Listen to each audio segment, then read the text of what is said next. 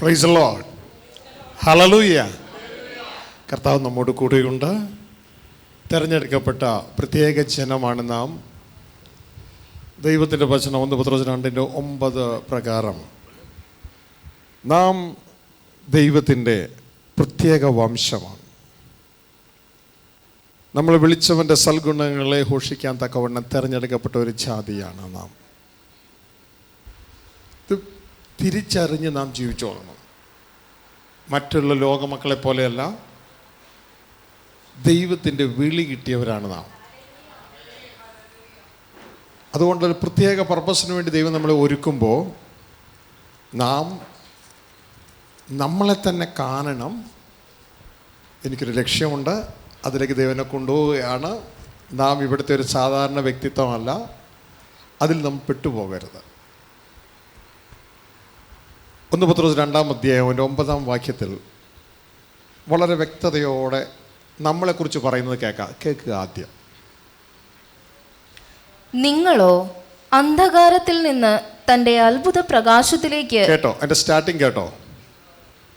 നിങ്ങളോ, അവരങ്ങനെയല്ല, നിങ്ങളോ. വായിക്കേ.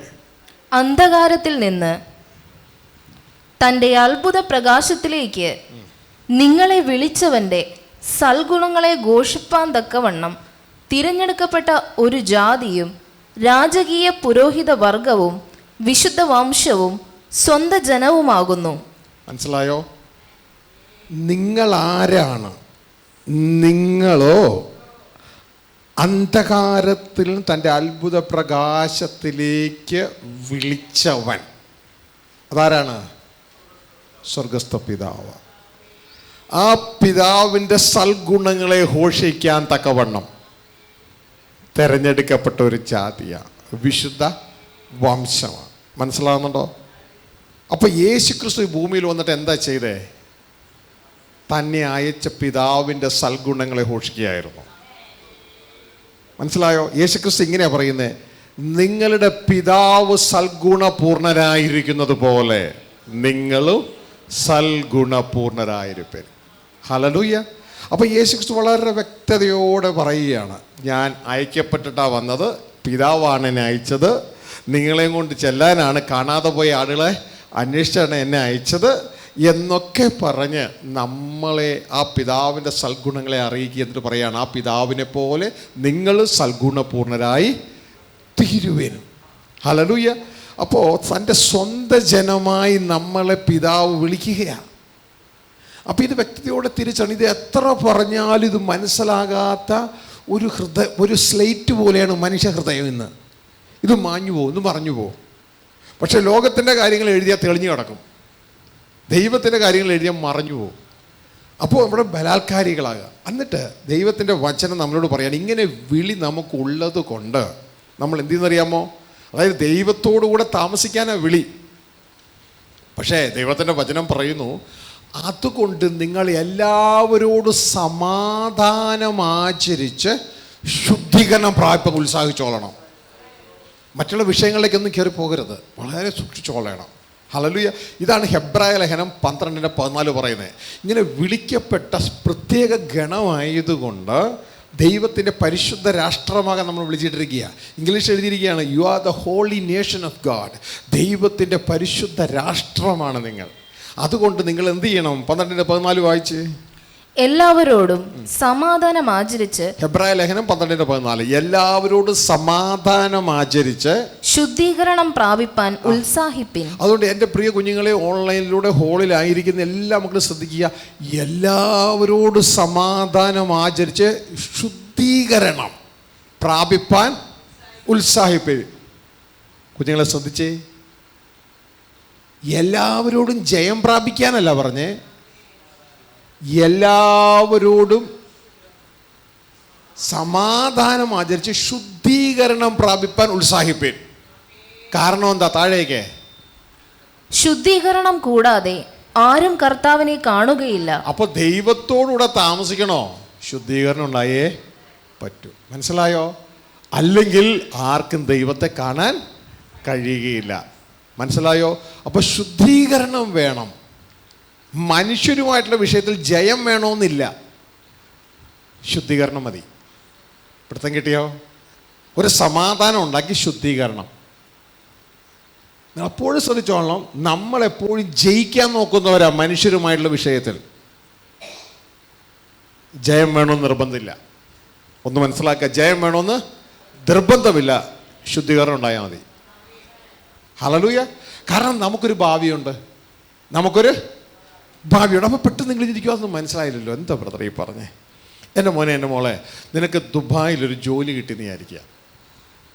ജോലി കിട്ടി, നിൻ്റെ അങ്കിളോ ആൻറ്റിയോ ആരോ പോയി ജോലി റെഡിയാക്കി. പക്ഷെ നിനക്ക് പാസ്പോർട്ടില്ല. നീ എന്തു ചെയ്യും? പാസ്പോർട്ടിന് അപ്ലൈ ചെയ്യും അല്ലേ? 6 മാസത്തിനുള്ളിൽ ചെന്നാൽ മതി, പാസ്പോർട്ടിന് അപ്ലൈ ചെയ്യും. അപ്ലൈ ചെയ്യപ്പോഴാണ് അടുത്ത അയൽവക്കത്ത് വീട്ടുകാരനും നീയുമായിട്ടൊരു ശണ്ട.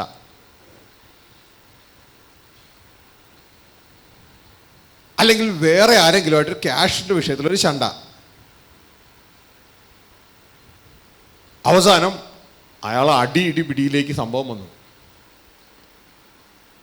നീ അയാളുമായിട്ട് ചണ്ടയിടാൻ വേണ്ടി ഓടി നടക്കും. വിവരമുള്ള ഒരാൾ ഓടി വന്ന് എന്നോട് പറഞ്ഞു, എൻ്റെ മോനെ, എൻ്റെ മോളെ, നീ അടി ഉണ്ടാക്കല്ലേ. അടി ഉണ്ടാക്കി നീ എങ്ങാനും ഒരു കേസിലായാൽ പിന്നെ നിനക്ക് പാസ്പോർട്ട് കിട്ടത്തില്ല. നീ അടി ഉണ്ടാക്കി നീ നീ നീ ജയിച്ചു എന്ന് വിചാരിച്ചോ, പക്ഷേ നീ ദുബായി പോവില്ല. കാരണം നിനക്ക് പാസ്പോർട്ട് കിട്ടത്തില്ല. നീ പാസ്പോർട്ട് അപ്ലൈ ചെയ്ത് കഴിഞ്ഞാൽ പോലീസ് വെരിഫിക്കേഷന് പോലീസുകാർ നിൻ്റെ വീട്ടിൽ വരും. വീട്ടിൽ വന്നിട്ട് ആ ലോക്കൽ പോലീസ് സ്റ്റേഷനിൽ അന്വേഷിക്കും നിൻ്റെ പേരിൽ വല്ല കേസുണ്ടോയെന്ന്. നിൻ്റെ പേരിലെങ്ങാനും അവിടെ കേസുണ്ടെങ്കിൽ നിനക്ക് പാസ്പോർട്ട് കിട്ടത്തില്ല. അതുകൊണ്ട് നീ എന്ത് ചെയ്യണം? എല്ലാവരോടും സമാധാനം ആചരിച്ച് നീ ഒരു കേസും ഇല്ലാതെ സൂക്ഷിച്ചോളണം. എങ്കിലേ നിനക്ക് പാസ്പോർട്ട് കിട്ടൂ, എങ്കിലേ നിനക്ക് ദുബായിക്ക് പോകാൻ പറ്റൂ. അല്ലെങ്കിൽ നിന്റെ ജീവിതകാലത്ത് നീ ദുബായി പോവില്ല. മനസ്സിലാകുന്നുണ്ടോ? ഹല്ലേലൂയ. ഇതേപോലെ സ്വർഗത്തിലെ ദൈവം നമ്മളോട് പറയുകയാണ്, മോനെ മോളെ, എല്ലാവരോടും സമാധാനം ആചരിച്ച് നിന്റെ ജീവിതത്തിൽ പാപമില്ലാതെ ശുദ്ധീകരണം പ്രാപിപ്പാൻ ഉത്സാഹിച്ചോളണം. ശുദ്ധീകരണം കൂടാതെ ആരും ദൈവത്തെ കാണുകയില്ല. നീ വേണമെങ്കിൽ തോറ്റോ, കുഴപ്പമില്ലെന്നേ. നീ ചെയ്യാത്ത കുറ്റത്തിന് നീ അടികൊണ്ടോ, കുഴപ്പമില്ലെന്നേ. പക്ഷെ നീ തിരിച്ചടിക്കാൻ പോയി ഇതാ അശുദ്ധിയിലേക്ക് നീ വീഴാനായിട്ട് ഇടയാകരുത്. ഒരു ഉദാഹരണം പറയാമോ? തോറ്റു കൊടുത്തേക്കണോ? നീ തോറ്റ് കൊടുത്തേക്കണം. സാക്ഷാൽ യേശു ക്രിസ്തു കാൽവരി ക്രൂശിൽ തുപ്പലും ആടിയും ഇടിയും എന്തൊക്കെ കൊണ്ടു, തെറിവിളി, അപ്പൻ്റെ മോനാണെങ്കിൽ ഇറങ്ങി വാ, ഞങ്ങളെയും വിടുവിക്കുക എന്നൊക്കെ പറഞ്ഞ് എല്ലായിടത്തും യേശു തോറ്റു കൊടുത്തില്ലേ? ആരോടൊന്നും പറയാൻ പോയില്ലല്ലോ. മനസ്സിലാവുന്നുണ്ടോ? ഹല്ലേലൂയ. അന്ന് തിരിച്ചെല്ലാവരെയും വഴക്കുണ്ടാക്കാൻ പോയിരുന്നെങ്കിലോ സംഭവം ആകെ പാളിയനല്ലേ. തിരിച്ച് വഴക്കുണ്ടാക്കാനൊന്നും പോയില്ല, ഒന്നും തിരിച്ചു പറയാൻ പോയില്ല. തോൽവിയിലെ ജയമെടുത്തു. എന്നാ പറഞ്ഞേ? തോൽവിയിലെ ജയം. തോക്കുന്നതിലൂടെ ജയമുണ്ട്. പിടുത്തം കിട്ടിയ? തോക്കുന്നതിലൂടെ ജയമുണ്ട്. ഇതെപ്പോഴും സൂക്ഷിച്ചോളണം. എല്ലാവരോടും സമാധാനം ആചരിച്ച് ശുദ്ധീകരണം പ്രാപിപ്പാൻ ഉത്സാഹിച്ചു കൊള്ളണം. ഹല്ലേലൂയ. എന്നാൽ പ്രിയ സഹോദരങ്ങളെ, മനസ്സിലാക്കുക, ഇനി യേശു കർത്താവിനെ രക്ഷകനും കർത്താവുമായി സ്വീകരിച്ച നമ്മൾ സൂക്ഷിക്കേണ്ട മേഖലയാണ് നമ്മളുടെ ഡേ ടു ഡേ ലൈഫ്. ഈ ഡേ ടു ഡേ ലൈഫിൽ പലരും നമ്മളോട് കലഹം ഉണ്ടാക്കാൻ വരും. മനസ്സിലായോ? കലഹമുണ്ടാക്കാൻ വരുമ്പോൾ നാം അവരെ ഒഴിഞ്ഞു മാറിക്കൊള്ളണം. അവർ വഴക്കിടാനല്ല പറഞ്ഞേ, അവരിൽ നിന്നൊരല്പം അകന്ന് നിന്നോളണം. ഹല്ലേലൂയ. നഷ്ടപ്പെടാൻ, വഴക്കുണ്ടാക്കാതിരിക്കാൻ നഷ്ടപ്പെടാൻ തയ്യാറായിരിക്കണം. ഹല്ലേലൂയ. അയാൾ കുറച്ച് എൻ്റെ പൈസയും കൊണ്ടുപോയി, എന്നെ പറ്റിച്ചുകൊണ്ട് പോയി, അയാൾ എന്നെ പറ്റിച്ചെന്ന് പറഞ്ഞ് വഴക്കുണ്ടാക്കരുത്. പറ്റിച്ചോണ്ട് പൊക്കോട്ടെ. നീ എത്ര വല്ലേ കൊണ്ടുപോയുള്ളൂ. അവിടെ നമ്മൾ ആരെ പോലെ ആയിരിക്കണം എന്നറിയാമോ? അവിടെ നമ്മൾ പല്ലിയെ പോലെ ആയിരിക്കണം. പല്ലി. ദൈവത്തിൻ്റെ വചനം പറയുന്നു, പല്ലി ബുദ്ധിയുള്ളതാന്ന് പറയണേ. ഹല്ലേലൂയ. പല്ലി ബുദ്ധിയുള്ളതാ. അവിടെ നമ്മൾ പല്ലിയെ പോലെ ആയിരിക്കണം. പല്ലി എന്താ ചെയ്യുന്നേ? മണികണ്ഠം പൂച്ച ചാടി മേത്തേക്ക് വീണു. പല്ലി പറഞ്ഞു, മണികണ്ഠ, നീ വേണമെങ്കിൽ എൻ്റെ വാലെടുത്തോ, എൻ്റെ ജീവൻ ഞാൻ തരൂല. മനസ്സിലായോ? വാല് മുറിച്ചിട്ട് നേരെ പല്ലി ഉത്തരത്തിൽ കയറും. പിടുത്തം കിട്ടിയ ഹല്ലേലൂയ. നമ്മുടെ പലതും പൊക്കോട്ടെ, പക്ഷെ ജീവൻ കളയരുത്. ദൈവത്തോടുകൂടിയുള്ള ജീവിതം കളയരുത്. ഇത് സൂക്ഷിച്ചോളണം. മനസ്സിലാകുന്നുണ്ടോ? ഹല്ലേലൂയ. അതുകൊണ്ട് എൻ്റെ പ്രിയ കുഞ്ഞുങ്ങളെ, നമുക്ക് ഈ ഭൂമിയിൽ ജീവിക്കുമ്പോൾ നമ്മൾ പ്രധാനമായും ഫൈറ്റ് ചെയ്യുന്നത് എന്തിനു വേണ്ടിയാണെന്നറിയാമോ? നമ്മുടെ ഇഷ്ടങ്ങൾ സ്ഥാപിച്ചെടുക്കാനാ. നമ്മൾ കൂടുതൽ സമ്പന്നരാകാൻ വേണ്ടിയാ. നമ്മളുടെ അവകാശങ്ങൾ വിട്ടുകൊടുക്കാതിരിക്കാൻ വേണ്ടിയാണ്. ഹല്ലേലൂയ. അപ്പോൾ ദൈവത്തിൻ്റെ വചനം പറയുന്ന ഒരു കാര്യം നമ്മൾ ഓർത്തോളണം. 1 തിമോത്തി 6-ാം അധ്യായം 6-ാം വാക്യത്തിൽ പറഞ്ഞിരിക്കുന്ന കാര്യം നമ്മൾ ഓർത്തുകൊള്ളണം. ഇവിടെ ശ്രദ്ധിക്കുക, നാനാ ദുഃഖങ്ങളിലൂടെ നമ്മളുടെ അവകാശം നഷ്ടപ്പെടാം. അതുണ്ടാകരുത്. നാനാ ദുഃഖങ്ങളിലൂടെ നമ്മുടെ അവകാശങ്ങൾ നഷ്ടപ്പെടാം. 1 തിമോത്തി 6:6 വായിച്ചു. അലംഭാവത്തോടു കൂടിയ ദൈവഭക്തി വലുതായ ആദായം ആകുന്നുതാനും. ഹല്ലേലൂയ. ശ്രദ്ധിച്ചോ?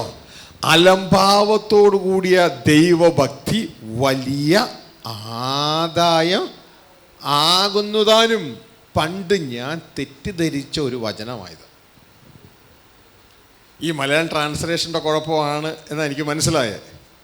ശരിക്കും പറഞ്ഞാൽ തെറ്റായ ഭക്തിയിലൂടെ പൈസ ഉണ്ടാക്കുന്ന പരിപാടിയാണ് ഞാൻ ചിന്തിച്ചുകൊണ്ടിരുന്നത്. പക്ഷെ ഇതല്ല. അതിൻ്റെ മുമ്പുള്ള വചനം അതാണ്.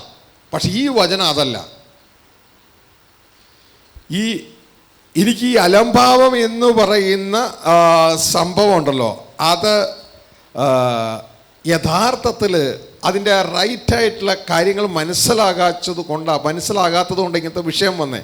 ഇതായത് ഇവിടെ പറയുന്നൊരു കാര്യം, ഭക്തി സെൽഫ് കൺട്രോൾ, അതിനോട് കൂടിയ ഭക്തി, അതായത് തൃപ്തികരമായ ഭക്തി വലിയ ആദായമാണ്. എവിടെ? സ്വർഗരാജ്യത്ത്. ഞാൻ ചിന്തിച്ചുകൊണ്ടിരുന്നത് ഇത് ഭൂമിയിലെ കാര്യമാണ് ചിന്തിച്ചുകൊണ്ടിരുന്നത്. പക്ഷെ അതിൻ്റെ തൊട്ട് മുകളിൽ പറയുന്നത് ഭൂമിയുടെ കാര്യമാണ്. പക്ഷെ ഈ വചനം എന്ന് പറയുന്നത് നമുക്കുള്ളതാണ്. അതായത് തൃപ്തിയോടുകൂടിയ ഭക്തി. ഇപ്പോൾ ഉള്ളതിൽ തൃപ്തിപ്പെടുക. ഉണ്മാനും ഉടുപ്പാനും ഉണ്ടെങ്കിൽ മതി എന്ന് വിചാരിക്കുക. അങ്ങനെയുള്ള ഭക്തി വലിയ ആദായമാണ്. മനസ്സിലായോ? വെട്ടിപ്പിടിക്കാനുള്ള ഭക്തി വലിയ അപകടമാണ്. ഹല്ലേലൂയ. ശ്രദ്ധിച്ച് മനസ്സിലാക്കി. ഇതായത് നിങ്ങൾക്ക് ആദായം വേണോ? ആരും ബിസിനസ് ചെയ്യുമ്പോൾ ആദായത്തിന് വേണ്ടിയല്ല ബിസിനസ് ചെയ്യണേ.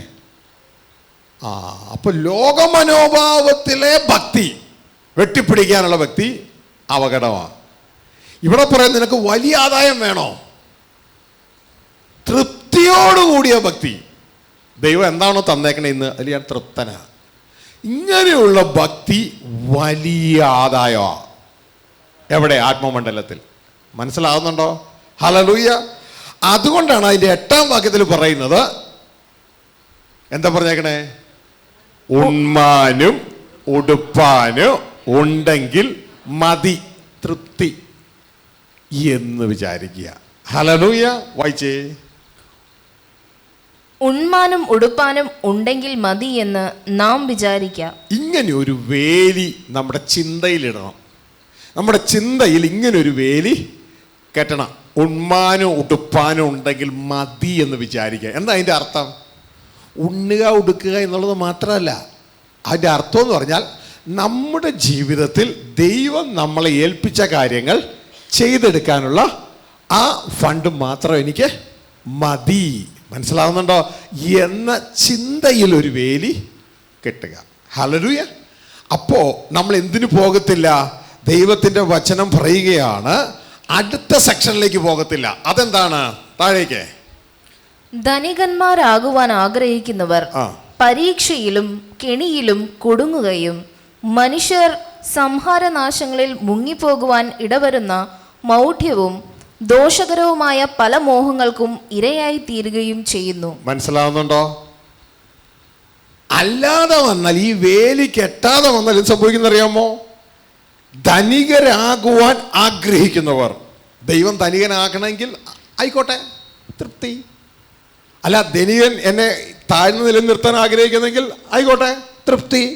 ഹല്ലേലൂയ. ഏത് നിലയിൽ ദൈവമാക്കണോ അതിൽ ഞാൻ തൃപ്തനാ.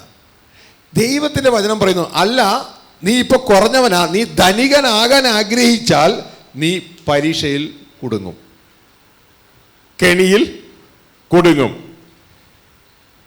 കൊലപാതകത്തിൽ, സംഹാരനാശങ്ങളിൽ നീ കുടുങ്ങും. കാരണം ഈ യാത്രയിൽ പോകുമ്പോൾ നീ ഇപ്പോൾ ധനവാനാകാൻ ഒരു കാര്യം തുടങ്ങിക്കഴിഞ്ഞപ്പോൾ ധാരാളം ഫണ്ട് വേണ്ടി വന്നു. അവിടെ നിന്ന് എടുത്ത് ഫണ്ട്, ഇവിടെ നിന്ന് എടുത്ത് ഫണ്ട്, ഇവിടെ നിന്നും കടം എടുത്തു, ഫണ്ട് സംഭവം തുടങ്ങി. അപ്പോഴാണ് നിൻ്റെ കോമ്പറ്റീറ്റർ വേറൊരു വിഷയമായിട്ട് നിന്നെ ഫൈറ്റ് ചെയ്യാൻ വേണ്ടി വന്നത്. നീ കൊടുക്കുന്ന വിലയൊക്കെ പുള്ളി കുറച്ചു, നീ അതിലും കുറച്ചു, അങ്ങോട്ടും ഇങ്ങോട്ടും മത്സരമായി. അവസാനം അയാൾ നിനക്കെതിരെ കൂടോത്രം ചെയ്തു. അപ്പോൾ നീ എന്ത് ചെയ്തു? അയാൾക്കെതിരെ ഗുണ്ടയെ നിർത്തി അടി തുടങ്ങിയ. മനസ്സിലായോ? അങ്ങോട്ടും ഇങ്ങോട്ടും അടി തുടങ്ങിയ. അപ്പോൾ കാര്യം നടക്കുന്നില്ല. അവസാനം നീ മുടക്കിയ പൈസ തിരിച്ചടയ്ക്കാനായിട്ട് പറ്റുന്നില്ല. ഭാര്യയുടെ താലിമാല പണയം വെച്ചു, കുറച്ചൊക്കെ നിർത്തി. എന്നാൽ വീണ്ടും ബിസിനസ് വീണ്ടും താഴേക്ക് പോകുന്നു. പ്രശ്നങ്ങളായി മനുഷ്യൻ സംഹാരനാശത്തിലേക്ക് പോകുവാൻ. അയാൾ ഇന്നത് ചെയ്തപ്പോൾ നിനക്ക് അയാളോട് വൈരാഗ്യമായി. അങ്ങനെ രാത്രി നോക്കിയിരുന്നു, അയാൾ ഒറ്റയ്ക്ക് പോയിക്കൊണ്ടിരുന്നപ്പോൾ നിന്റെ വണ്ടി കയറ്റി ഇടിച്ച് അയാളെ നീ കൊന്നു. ഇങ്ങനെ പല പകയും വിഷയങ്ങളും ഒക്കെയായി. ദൈവത്തിൻ്റെ വചനം പറയുന്നു, നാനാ ദുഃഖങ്ങൾക്ക് അവർ അധീനരായി. നാനാ ദുഃഖങ്ങൾ, പല ദുഃഖങ്ങൾക്ക് അധീനരായി. അവസാനം നിന്നെ പോലീസ് കൊണ്ടുപോയി, നിന്റെ കുടുംബം അതമ്പതിച്ചു. അവസാനം നിന്റെ വീട് ജപ്തിയായി. പല വിഷയങ്ങളിലേക്ക് കടന്നു വന്നു. നാനാ ദുഃഖങ്ങൾ കയറിപ്പോന്നു. ഒരു എക്സാമ്പിൾ പറഞ്ഞതേ ഉള്ളൂ. ഹല്ലേലൂയ. അപ്പോൾ എൻ്റെ പ്രിയ കുഞ്ഞുങ്ങളെ, നമുക്ക് നമ്മുടെ കോളിംഗ് ഒന്നും ഉണ്ടെന്ന് മനസ്സിലാക്കുക. എങ്ങോട്ടെന്നാ വിളിച്ചേക്കണേ? ദൈവത്തിൻ്റെ വീട്ടിലേക്ക്, ദൈവത്തിൻ്റെ മകനായി, ക്രിസ്തുവിൻ്റെ സഹോദരനായി, ക്രിസ്തുവിൻ്റെ കൂട്ടവകാശിയായി, ഈ നിത്യമായ ഭൂമിയുടെ രാജാവായി എന്നെ വിളിച്ചിരിക്കുമ്പോൾ ഞാൻ അത് ഓർത്തോളണം. എന്ത് കാണുമ്പോഴും, നേരത്തെ എനിക്ക് ദുബായിക്ക് ജോലി കിട്ടിയിരിക്കുക, അവിടുത്തെ വിസ റെഡിയായി ഇരിക്കുകയാണ്, പാസ്പോർട്ട് കിട്ടണമെങ്കിൽ ഒരു കേസോ ഒരു പ്രശ്നമോ എൻ്റെ ജീവിതത്തിൽ ഉണ്ടാകരുത് എന്ന് മനസ്സിലാക്കി എല്ലാവരോടും അടിയുണ്ടാക്കാൻ വന്നവരോട്, ചേട്ടാ ഞാൻ തോറ്റു, ചേച്ചി ഞാൻ തോറ്റു, നീ എൻ്റെ അടുക്ക് വരാം, ഞാൻ തോറ്റു എന്ന് പറയുന്നത് പോലെ ആവശ്യമുള്ളിടത്തൊക്കെ തോക്കാൻ റെഡിയാകണം. ആരെ പോലെ? യേശുവെ പോലെ. കാൽവരിയിൽ തോറ്റതുപോലെ തോക്കാൻ റെഡിയാവുമെങ്കിൽ തോൽവിയിലെ ജയമെടുക്കാൻ പറ്റും. മനസ്സിലായോ? തോൽവിയിലെ ജയമെടുക്കാൻ പറ്റും. മനസ്സിലായോ മക്കളെ? ഹല്ലേലൂയ. അല്ല എങ്കിൽ എന്ത് പറ്റുമെന്നറിയാമോ? അതിൻ്റെ 10-ാം വാക്യം വായിച്ചേ. ദ്രവ്യാഗ്രഹം സകലവിധ ദോഷത്തിനും മൂലമല്ലോ. കണ്ടോ? ദ്രവ്യാഗ്രഹം സകലവിധ ദോഷത്തിന് റൂട്ടാണെന്ന് മനസ്സിലാവുന്നുണ്ടോ? Love of money is the root of all evil. Root of all evil, വേരാണെന്ന്. അപ്പൊ ഇങ്ങനെയുള്ള വേരുകൾ പിഴുതെടുത്ത് കളഞ്ഞാൽ കാര്യം സ്വസ്ഥമാവും. ഈ പുല്ല് പറിക്കാൻ ഈ തൂമ്പപ്പണിക്കാർ അവർ ഈ പുല്ല് പറിക്കുന്ന മെയിൻ പരിപാടിയുണ്ട്. അവർക്ക് ജോലി പുല്ല് പറിയാണ്.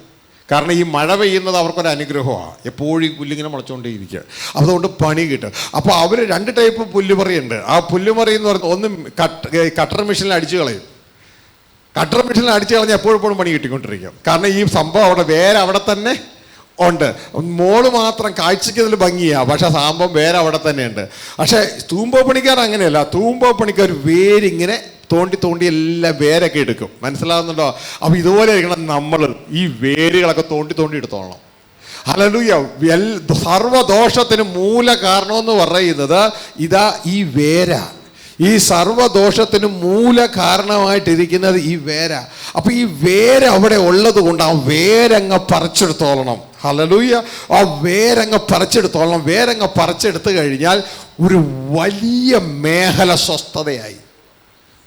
ചെറിയ മേഖലയൊന്നുമല്ല സ്വസ്ഥതയാകുന്നത്, ഒരു വലിയ മേഖല സ്വസ്ഥതയായി. സർവദോഷങ്ങൾക്ക് മൂല കാരണം എന്ന് പറഞ്ഞാൽ വലിയ മേഖല നമ്മുടെ ജീവിതത്തിൽ സ്വസ്ഥതയുള്ളതായി തീർന്നു. മനസ്സിലായോ?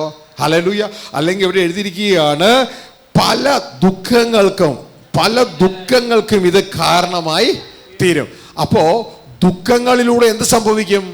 ദുഃഖങ്ങളിലൂടെ സംഭവിക്കുന്നത്, ഇങ്ങനെ പല ദുഃഖങ്ങളും ഉണ്ടാകുമ്പോൾ ഈ ദുഃഖങ്ങൾ പരിഹരിക്കാൻ വേണ്ടി നമ്മൾ ഓടും. ഈ പരിഹരിക്കാൻ ഓടുമ്പോൾ പലരോട് ശുദ്ധീകരണത്തിൽ നമുക്ക് നിൽക്കാൻ പറ്റത്തില്ല.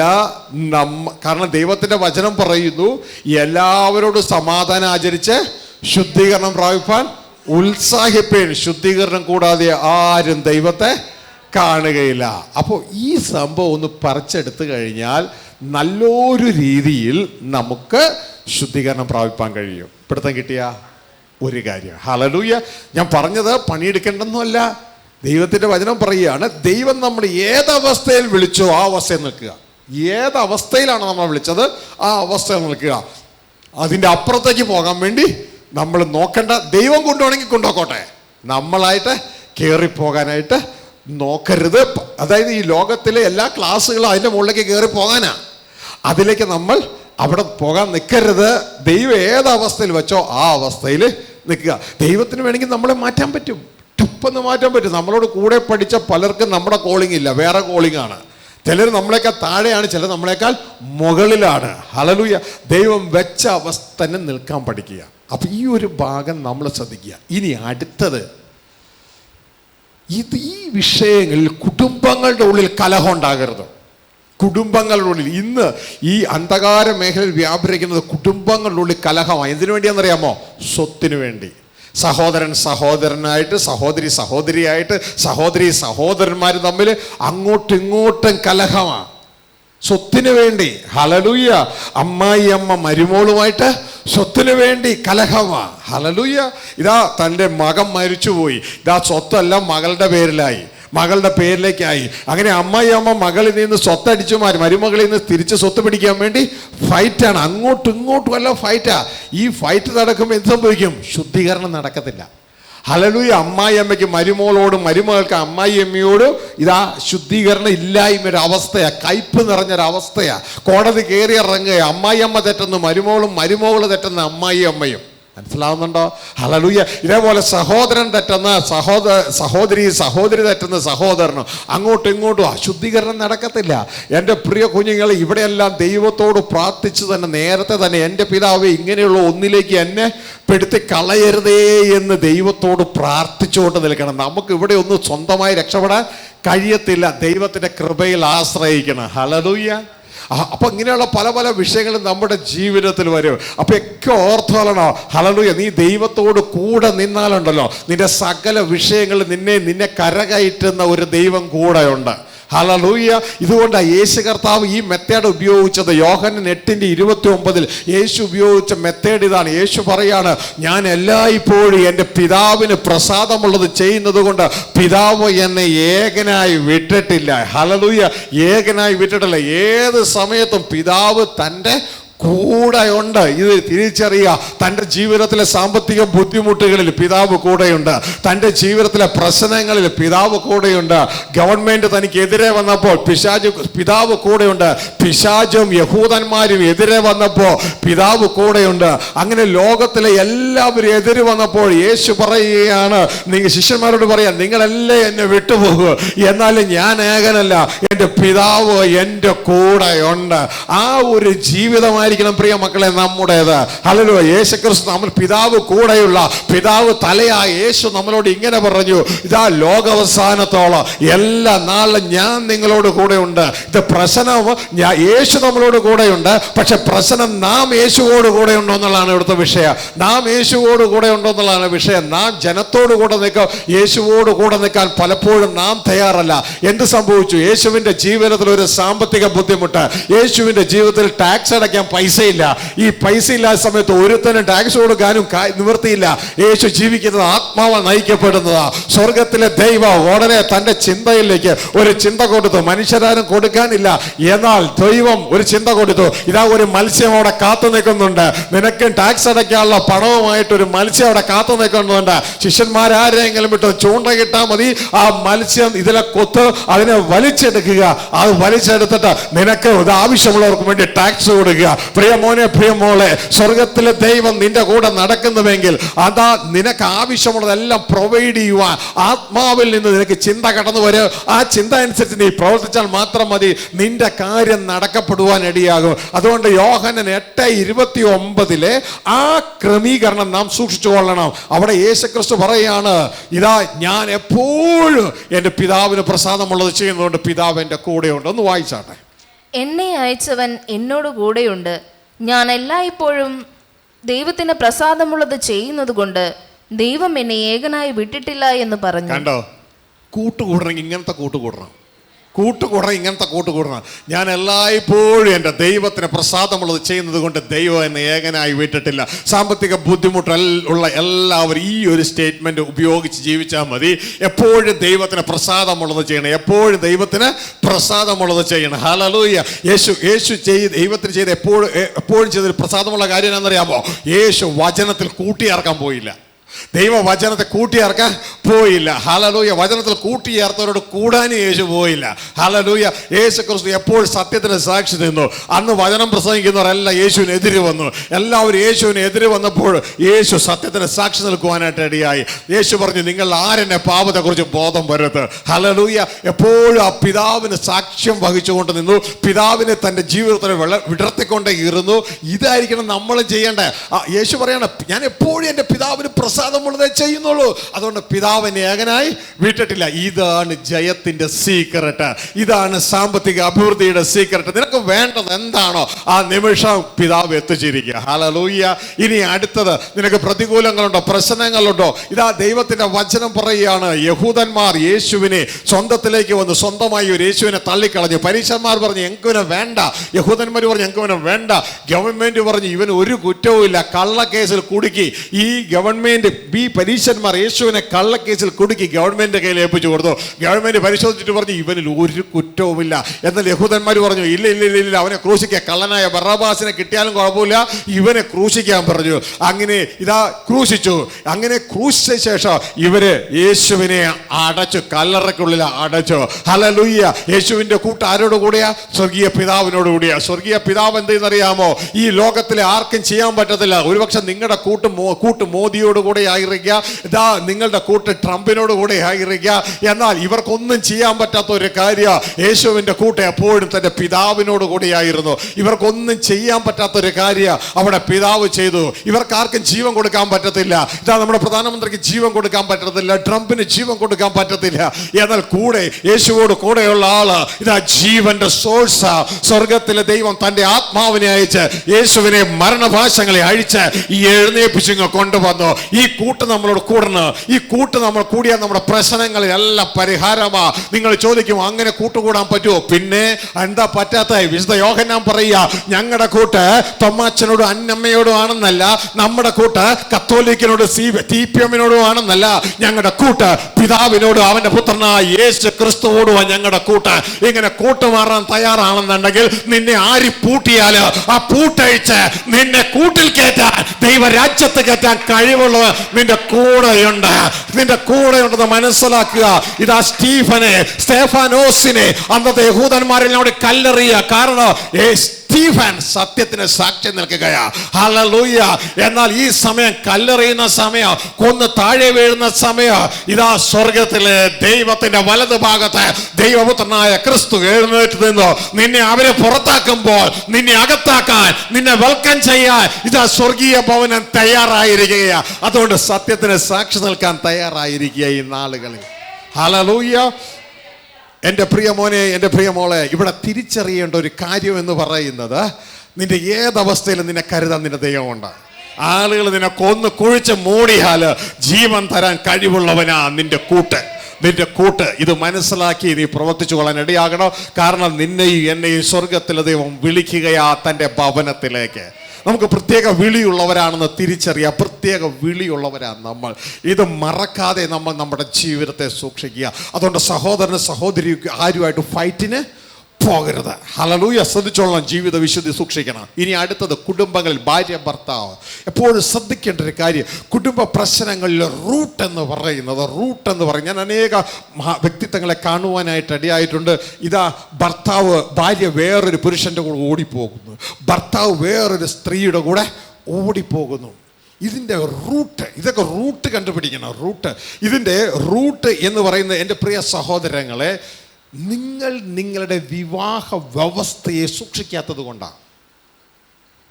മനസ്സിലാക്കുക. എന്നെ കേൾക്കുന്ന എല്ലാ ഭാര്യ ഭർത്താക്കന്മാരും ഒന്ന് ശ്രദ്ധിച്ചേ. നിങ്ങളുടെ ഭർത്താവ് വേറൊരു സ്ത്രീയുടെ ഒളിച്ചോടി പോകുന്നുവെങ്കിൽ, ഇതാ നിങ്ങളുടെ ഭാര്യ വേറൊരുത്തൻ്റെ കൂടെ പോകുന്നുവെങ്കിൽ, അതിൻ്റെ പ്രധാനപ്പെട്ട കാരണം നിങ്ങൾ നിങ്ങളുടെ എഗ്രിമെൻ്റ് തെറ്റിക്കുന്നത് കൊണ്ടാണ്. തുടർന്നാണ് ബാക്കിയൊക്കെ പ്രശ്നം നടക്കുന്നത്. സ്വത്ത് തമ്മിൽ സംബന്ധിച്ച് തർക്കം, അതൊക്കെ പിന്നെ വന്നതാ. വിവാഹ മോചനത്തിലേക്ക് വന്നപ്പോൾ അതൊക്കെ വന്നേ. എന്നാൽ റൂട്ട് കാര്യം എന്ന് പറയുന്നത്, ഒരു വിവാഹം കഴിക്കുമ്പോൾ ഭാര്യയും ഭർത്താവും തമ്മിൽ അതൊരു അലയൻസാണ്.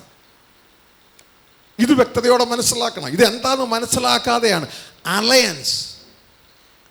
അതായത് പരസ്പരം, അതായത് നാറ്റോ ഒരു അലയൻസാണ്. നോർത്ത് അറ്റ്ലാന്റിക് ട്രീറ്റി ഓർഗനൈസേഷൻ 32 രാജ്യങ്ങൾ അടങ്ങുന്ന ഒരു അലയൻസാണ്. അവർ തമ്മിൽ ഇങ്ങനെ അലയൻസ് ആയതിൻ്റെ പ്രത്യേക ലക്ഷ്യം, റഷ്യ എന്ന വമ്പൻ ശക്തി തൊട്ട് കഴിഞ്ഞാൽ യൂറോപ്പിലെ ചെറുകിട രാജ്യങ്ങൾ തകർന്നു പോകും. അതുകൊണ്ട് ഇവരും അമേരിക്കയുടെ നേതൃത്വത്തിൽ ഇത് നാറ്റോ എന്ന വമ്പൻ, ഈ ഭൂമിയിലെ ഏറ്റവും പവർഫുള്ളായിട്ടുള്ള സൈനിക ഓർഗനൈസേഷൻ. അവരുടെ കണ്ടീഷൻ ഇതാണ്: ഒരാളെ അടിച്ചാൽ, ഏതെങ്കിലും രാജ്യം അടിച്ചാൽ ബാക്കി 31 കൂടി ചേർന്നടിക്കും. ഹല്ലേലൂയ. അതുകൊണ്ട് അവരെ തൊടാൻ ആളുകൾക്ക് പേടിയാ. ഇന്ന് നാറ്റോയിലെ അംഗത്വം കിട്ടാൻ വേണ്ടി ഉക്രൈനും ട്രൈ ചെയ്യുന്നത്, കിട്ടിയിട്ടില്ല ഇതുവരെ. ഹല്ലേലൂയ. അങ്ങനെയാണെങ്കിൽ അവർക്ക് രക്ഷയായി പോയനെ. അതിന് എൻ്റെ പ്രിയ കുഞ്ഞുങ്ങളെ, ഇതുപോലെ ഇതാ ഭാര്യയും ഭർത്താവും, അതായത് ആ ഒരു പുരുഷനും സ്ത്രീയും കൂടെ ഭാര്യയും ഭർത്താവുമ്പോൾ ഒരു അലയൻസാണ്. ആ അലയൻസിൽ എന്താണ് പറഞ്ഞതെന്നറിയാമോ? ഇനി നിങ്ങൾ രണ്ടല്ല ഒന്നത്ര. മനസ്സിലായോ? ഇത്രയും നാളും ഭാര്യയായ സ്ത്രീ പറഞ്ഞു എൻ്റെ എൻ്റെ എൻ്റെ, ഭർത്താവ് പറഞ്ഞു എൻ്റെ എൻ്റെ എൻ്റെ, എൻ്റെ പൈസ, എൻ്റെ കാറ്, എൻ്റെ വീട്. എന്നാൽ കല്യാണം കഴിഞ്ഞ ശേഷം ഇനി അങ്ങനെ മിണ്ടിപ്പോകരുത്. ഇത് ജനത്തിന് അറിയില്ല. കല്യാണം കഴിഞ്ഞിട്ട് വീണ്ടും ഇവർ പറയും എൻ്റെ പൈസ, നിങ്ങളുടെ പൈസ. അങ്ങനെയില്ല. അന്ന് മുതൽ എല്ലാം നമ്മുടേതാവും. എൻ്റേതെന്ന് മാറി നമ്മുടേതാകണം. ഇതാകുന്നില്ല എങ്കിൽ ആ വിഷയം വരുന്നേ. ഇങ്ങനെ ആയിത്തീരണം. ഇതൊരു അലയൻസാണ്. രണ്ടും കൂടി. ഇനി നിങ്ങൾ രണ്ടല്ല ഒന്നത്രേ. ഇത് വ്യക്തതയോടെ പറയുവാൻ കഴിയണം. ഇനി അടുത്തത്, കാര്യം നടത്തിയെടുക്കാൻ വേണ്ടി ഇനി നിങ്ങൾ ശ്രദ്ധിക്കേണ്ട കാര്യം നടത്തിയെടുക്കാൻ വേണ്ടി സ്ത്രീകൾ ചെയ്യുന്ന, പ്രത്യേകിച്ച് സ്ത്രീകൾ അത് ചെയ്യുന്ന ഒരു കാര്യമുണ്ട്. ദൈവത്തിൻ്റെ വചനം പറയുന്ന ഒരു വമ്പൻ തെറ്റ് അവർ ചെയ്യും. ദൈവത്തിൻ്റെ വചനം പറയുന്നു, പുരുഷന്മാരും പല ഭാഗത്തും ഇത് ചെയ്യാറുണ്ട്. ശ്രദ്ധിക്കേണ്ട കാര്യം, ദൈവത്തിൻ്റെ വചനം പറയുന്നു, സ്ത്രീയുടെ ശരീരത്തിൻ്റെ മേൽ സ്ത്രീക്കല്ല പിന്നെ അധികാരം. കല്യാണം കഴിഞ്ഞാൽ പുരുഷനാണ് അധികാരം. പുരുഷന്റെ ശരീരത്തിൻ്റെ മേൽ പുരുഷനല്ല അധികാരം, സ്ത്രീക്കാണ് അധികാരം. ദൈവം എന്തിന് ഈ അധികാരം കൊടുത്തേ? ഇത് വ്യക്തതയോടെ തിരിച്ചറിയണം. സെക്സ് വിഷയവുമായി പരസ്പരം കറക്കരുത്. നിങ്ങൾ പങ്കിടുവാനായിട്ട് വിവാഹം കഴിച്ചത്, അല്ലാണ്ട് പരസ്പരം നിയന്ത്രിക്കാനല്ല. ഹല്ലേലൂയ. ഇന്ന് അനേകർ ശ്രദ്ധിക്കേണ്ട ഒരു കാര്യമാണ്. സെക്സ് എന്ന് പറയുന്നത് പുരുഷനും സ്ത്രീക്കും ഒരു നീഡാണ്, ഒരാവശ്യമാണ്. ഇത് തിരിച്ചറിഞ്ഞോളണം. ഒരാവശ്യമാണ്. ഭക്ഷണം കഴിക്കാൻ വിശക്കുന്നു, വെള്ളം കുടിക്കാൻ ദാഹിക്കുന്നു. ഇതേപോലെ തന്നെ ഒരു ദാഹവും വിശപ്പുമാണ് സെക്സ്. ഇത് പുരുഷന് സ്ത്രീയിൽ നിന്ന് കിട്ടാതെ വന്നാൽ, തൻ്റെ ഭാര്യയിൽ നിന്ന് കിട്ടാതെ വന്നാൽ, ഈ ദാഹവും വിശപ്പും ശമിപ്പിപ്പാൻ പുരുഷൻ വേറെ എവിടെയെങ്കിലും പോകും. സ്ത്രീക്ക് ഇത് പുരുഷനിൽ നിന്ന് കിട്ടാതെ വന്നാൽ സ്ത്രീയും വേറെ ആളെ അന്വേഷിക്കും.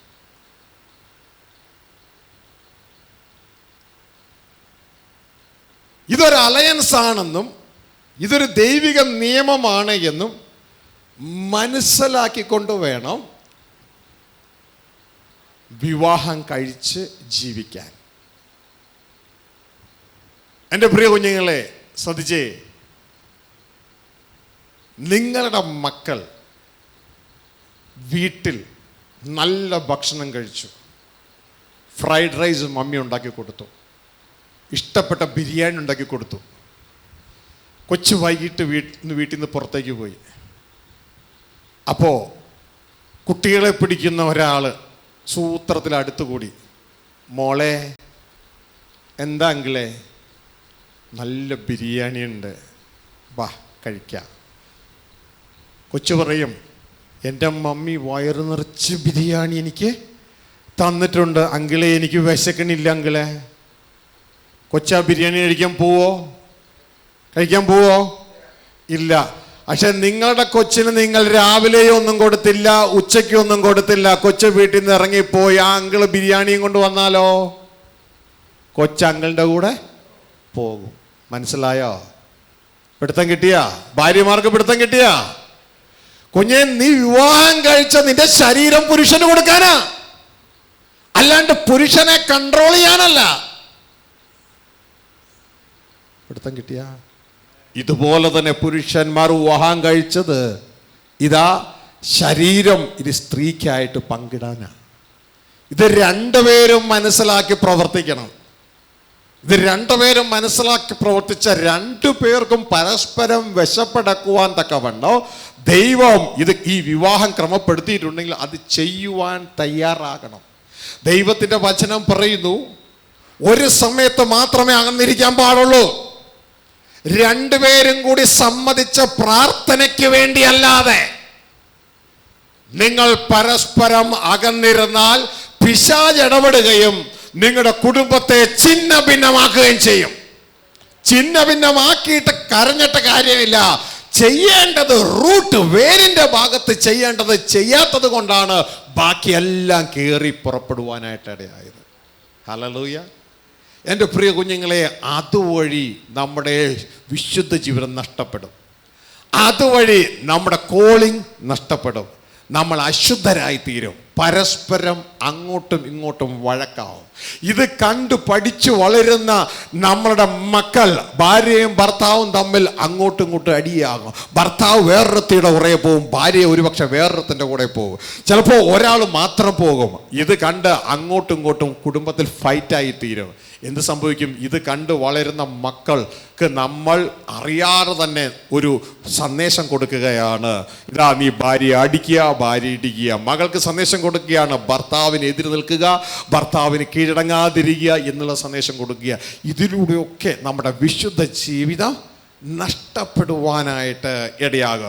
അതുകൊണ്ട് എൻ്റെ പ്രിയ കുഞ്ഞുങ്ങളെ, നമ്മൾ ഈ ഭാഗം ഒന്ന് ശ്രദ്ധിച്ചോളണം. ഫസ്റ്റ് കൊരിന്ത്യർ 7-ാം അധ്യായം അതിൻ്റെ 5-ാം വാക്യം വായിച്ചാട്ടെ. ഓ ലോർഡ്, ഐ ലവ് യു. പ്രാർത്ഥനയ്ക്ക് അവസരമുണ്ടാവാൻ ഒരു സമയത്തേക്ക് പരസ്പര സമ്മതത്തോടെ അല്ലാതെ തമ്മിൽ വേർപെട്ടിരിക്കരുത്. മനസ്സിലായോ? തമ്മിൽ വേർപെടാൻ പാടില്ല. പ്രാർത്ഥനയ്ക്ക് അവസരമുണ്ടാകാൻ ഒരു സമയത്തേക്ക് പരസ്പര സമ്മതം, പെർമിഷൻ എടുക്കണം. ഭാര്യയെ, ഒരാഴ്ചത്തേക്ക് ഞാൻ ഉപവാസ, നിനക്ക് എൻ്റെ ശരീരം കിട്ടില്ല. അപ്പോൾ ഭാര്യയും കൂടി സമ്മതിക്കണമെന്ന്. ഹല്ലേലൂയ. അതിൻ്റെ കാര്യം എന്താ? അതിൻ്റെ തൊട്ട് മോളിൽ പറഞ്ഞിരിക്കുന്നു, വിവാഹത്തോടു കൂടെ നിന്റെ ശരീരം അങ്ങോട്ടും ഇങ്ങോട്ടും കൈമാറി. വായിച്ചതിൻ്റെ 4-ാം വാക്യം. ഭാര്യയുടെ ശരീരത്തിന്മേൽ അവൾക്കല്ല ഭർത്താവിനത്രേ അധികാരമുള്ളത്. അങ്ങനെ ഭർത്താവിന്റെ ശരീരത്തിന്മേൽ അവനല്ല ഭാര്യക്കത്രേ അധികാരം. മനസ്സിലായോ? ഹല്ലേലൂയ. അപ്പോൾ അധികാരം തിരിച്ചു പിടിക്കരുത്. പരസ്പരം ഈ അധികാരം നോക്കണം. ഭാര്യയുടെ ശരീരത്തിന് മേൽ അവൾക്കല്ല. അതുകൊണ്ട് സ്ത്രീകളായിരിക്കുന്ന എല്ലാവരും ഒന്ന് മനസ്സിലാക്കിയോ, നിങ്ങൾ വിവാഹം കഴിച്ചിട്ടുണ്ടെങ്കിൽ നിങ്ങളുടെ ശരീരത്തിൻ്റെ മേൽ അധികാരം നിങ്ങൾക്ക് അല്ല. ഹല്ലേലൂയ. പുരുഷന്മാർ മനസ്സിലാക്കിക്കോളാൻ, നിങ്ങളുടെ ശരീരത്തിൻ്റെ മേൽ അധികാരം നിങ്ങൾക്ക് അല്ല. ഇതൊക്കെ വിവാഹത്തിന് മുമ്പ് മനസ്സിലാക്കേണ്ടതാ. അന്നേ മനസ്സിലാക്കിയിട്ടില്ല എങ്കിൽ ഇന്നെങ്കിലും ഇതൊന്ന് മനസ്സിലാക്കുക. ഹല്ലേലൂയ. എന്നിട്ട് പറയുകയാണ്, ഇതാ, ഭർത്താവിൻ്റെ ശരീരത്തിന് മേൽ അവനല്ല ഭാര്യയ്ക്കത്രേ അധികാരം. പ്രാർത്ഥനയ്ക്ക് അവസരമുണ്ടാകുവാൻ ഒരു സമയത്തേക്ക് പരസ്പര സമ്മതത്തോടെ അല്ലാതെ തമ്മിൽ വേർപെട്ട് ഇരിക്കരുത്. വേർപെട്ടിരുന്നാൽ എന്നാ പറ്റും? അവിടെ പറയാ, വേർപെട്ടിരുന്നാൽ നിങ്ങളുടെ അജിതേന്ദ്രിയത്വ നിമിത്തം സാത്താൻ നിങ്ങളെ പരീക്ഷിക്കാതിരിക്കേണ്ടതിന് വീണ്ടും ചേർന്നിരപ്പേൻ നിങ്ങളങ്ങനെ വേർപെട്ടിരുന്നാൽ പിശാച് നിങ്ങളുടെ കുടുംബജീവിതത്തിൽ കയറും. കുടുംബജീവിതത്തിൽ കയറും. മനസ്സിലായോ? ഇങ്ങനെ വേർപെട്ടിരിക്കരുത്. അതുകൊണ്ട് ഏതൊരു ഭാര്യയും തൻ്റെ ഭർത്താവിൻ്റെ വിശപ്പടക്കാൻ ഉത്സാഹമുള്ളതായിരിക്കണം. ഏതൊരു ഭർത്താവും തൻ്റെ ഭാര്യയുടെ വിശപ്പടക്കാൻ ഉത്സാഹമുള്ളതായിരിക്കണം. ഒരുപക്ഷെ ഭാര്യയ്ക്ക് വിശപ്പില്ലായിരിക്കുക എങ്കിലും ശ്രദ്ധിക്കുക, ഭാര്യമാർ ഭർത്താവിൻ്റെ വിശപ്പടക്കാൻ തയ്യാറായിരിക്കണം, ഉത്സാഹമുള്ളതായിരിക്കണം. തിരിച്ചും അങ്ങോട്ടും ഇങ്ങോട്ടും. ഹല്ലേലൂയ. എനിക്ക് മൂടില്ല എന്ന് പറഞ്ഞ് ഓടാനായിട്ട് ഇടയാകരുത്. പകരം ശ്രദ്ധിക്കേണ്ട ഒരു കാര്യം, എൻ്റെ ഡ്യൂട്ടി എൻ്റെ ഭർത്താവിൽ വിശപ്പടക്കുകയാണ്. എനിക്ക് മൂടില്ല എന്നും പറഞ്ഞ് ഭർത്താവ് ഓടാൻ ഇടയാകരുത്. എൻ്റെ ഡ്യൂട്ടി എൻ്റെ ഭാര്യയുടെ വിശപ്പടക്കുകയാണ്. ഇടയിൽ പിശാച് കയറാൻ ഒരു അവസരം കൊടുക്കരുത്. എപ്പോഴും ശ്രദ്ധിക്കേണ്ട കാര്യമാണ്. ഹല്ലേലൂയ. പരസ്പര രോഗം ഉണ്ടാകാം, വിഷയങ്ങളുണ്ടാകാം. ഇതൊക്കെ പരസ്പരം മനസ്സിലാക്കാവുന്നതേ ഉള്ളൂ. എന്നാൽ മനസ്സിലാക്കേണ്ടത് ഇതാ, ഭർത്താവിനെ കൺട്രോൾ ചെയ്യുവാൻ തക്കവണ്ണം ഇതാ സെക്സ് ഉപയോഗിക്കരുത്. ഭർത്താവിനെ കൺട്രോൾ ചെയ്യാൻ ഉപയോഗിക്കരുത്. കുറച്ച് ദിവസത്തിനുള്ളിൽ ഭർത്താവ് വേറെ ആരുടെയും അടുത്ത് പോകും. ഹല്ലേലൂയ. കാരണം ഇതൊരു നീഡാണ്. കൺട്രോൾ ചെയ്യാൻ ഉപയോഗിക്കരുത്. കുടുംബം അവനവൻ തന്നെ നശിപ്പിക്കാനായിട്ട് ഇടയാകരുത്. അവിടെ എന്താ പറഞ്ഞിരിക്കണേ? നിങ്ങളുടെ അജിതേന്ദ്രിയത്വം നിമിത്തം. എന്താണ് ഈ അജിതേന്ദ്രിയത്വം?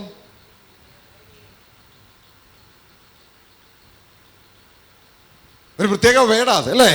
ആ വേർഡാണ് ഇതാ അവിടെ എഴുതിയിരിക്കുന്ന കാര്യം എന്ന് പറയുന്ന ഇൻകോണ്ടിനൻസി എന്ന് വെച്ചാൽ സെൽഫ് കൺട്രോൾ ഇല്ലായ്മ. സെൽഫ് കൺട്രോൾ ഇല്ലായ്മ. നിങ്ങൾക്ക് നിങ്ങളെ തന്നെ നിയന്ത്രിക്കുവാൻ കഴിവില്ലാത്തത് കൊണ്ട് പിശാച് നിങ്ങളുടെ ജീവിതത്തിൽ ഇടപെടും. ഹല്ലേലൂയ. എൻ്റെ സഹോദരങ്ങളെ, ഭാര്യ ഭർത്താക്കന്മാരായിരിക്കുന്ന നിങ്ങളുടെ ഏവരോടും പറയാണ്, റൂട്ട് തെറ്റായ ഈ കലഹങ്ങൾക്കെല്ലാം കാരണം ഇനി അത് എങ്ങോട്ടേക്ക് പോകുന്നറിയോ?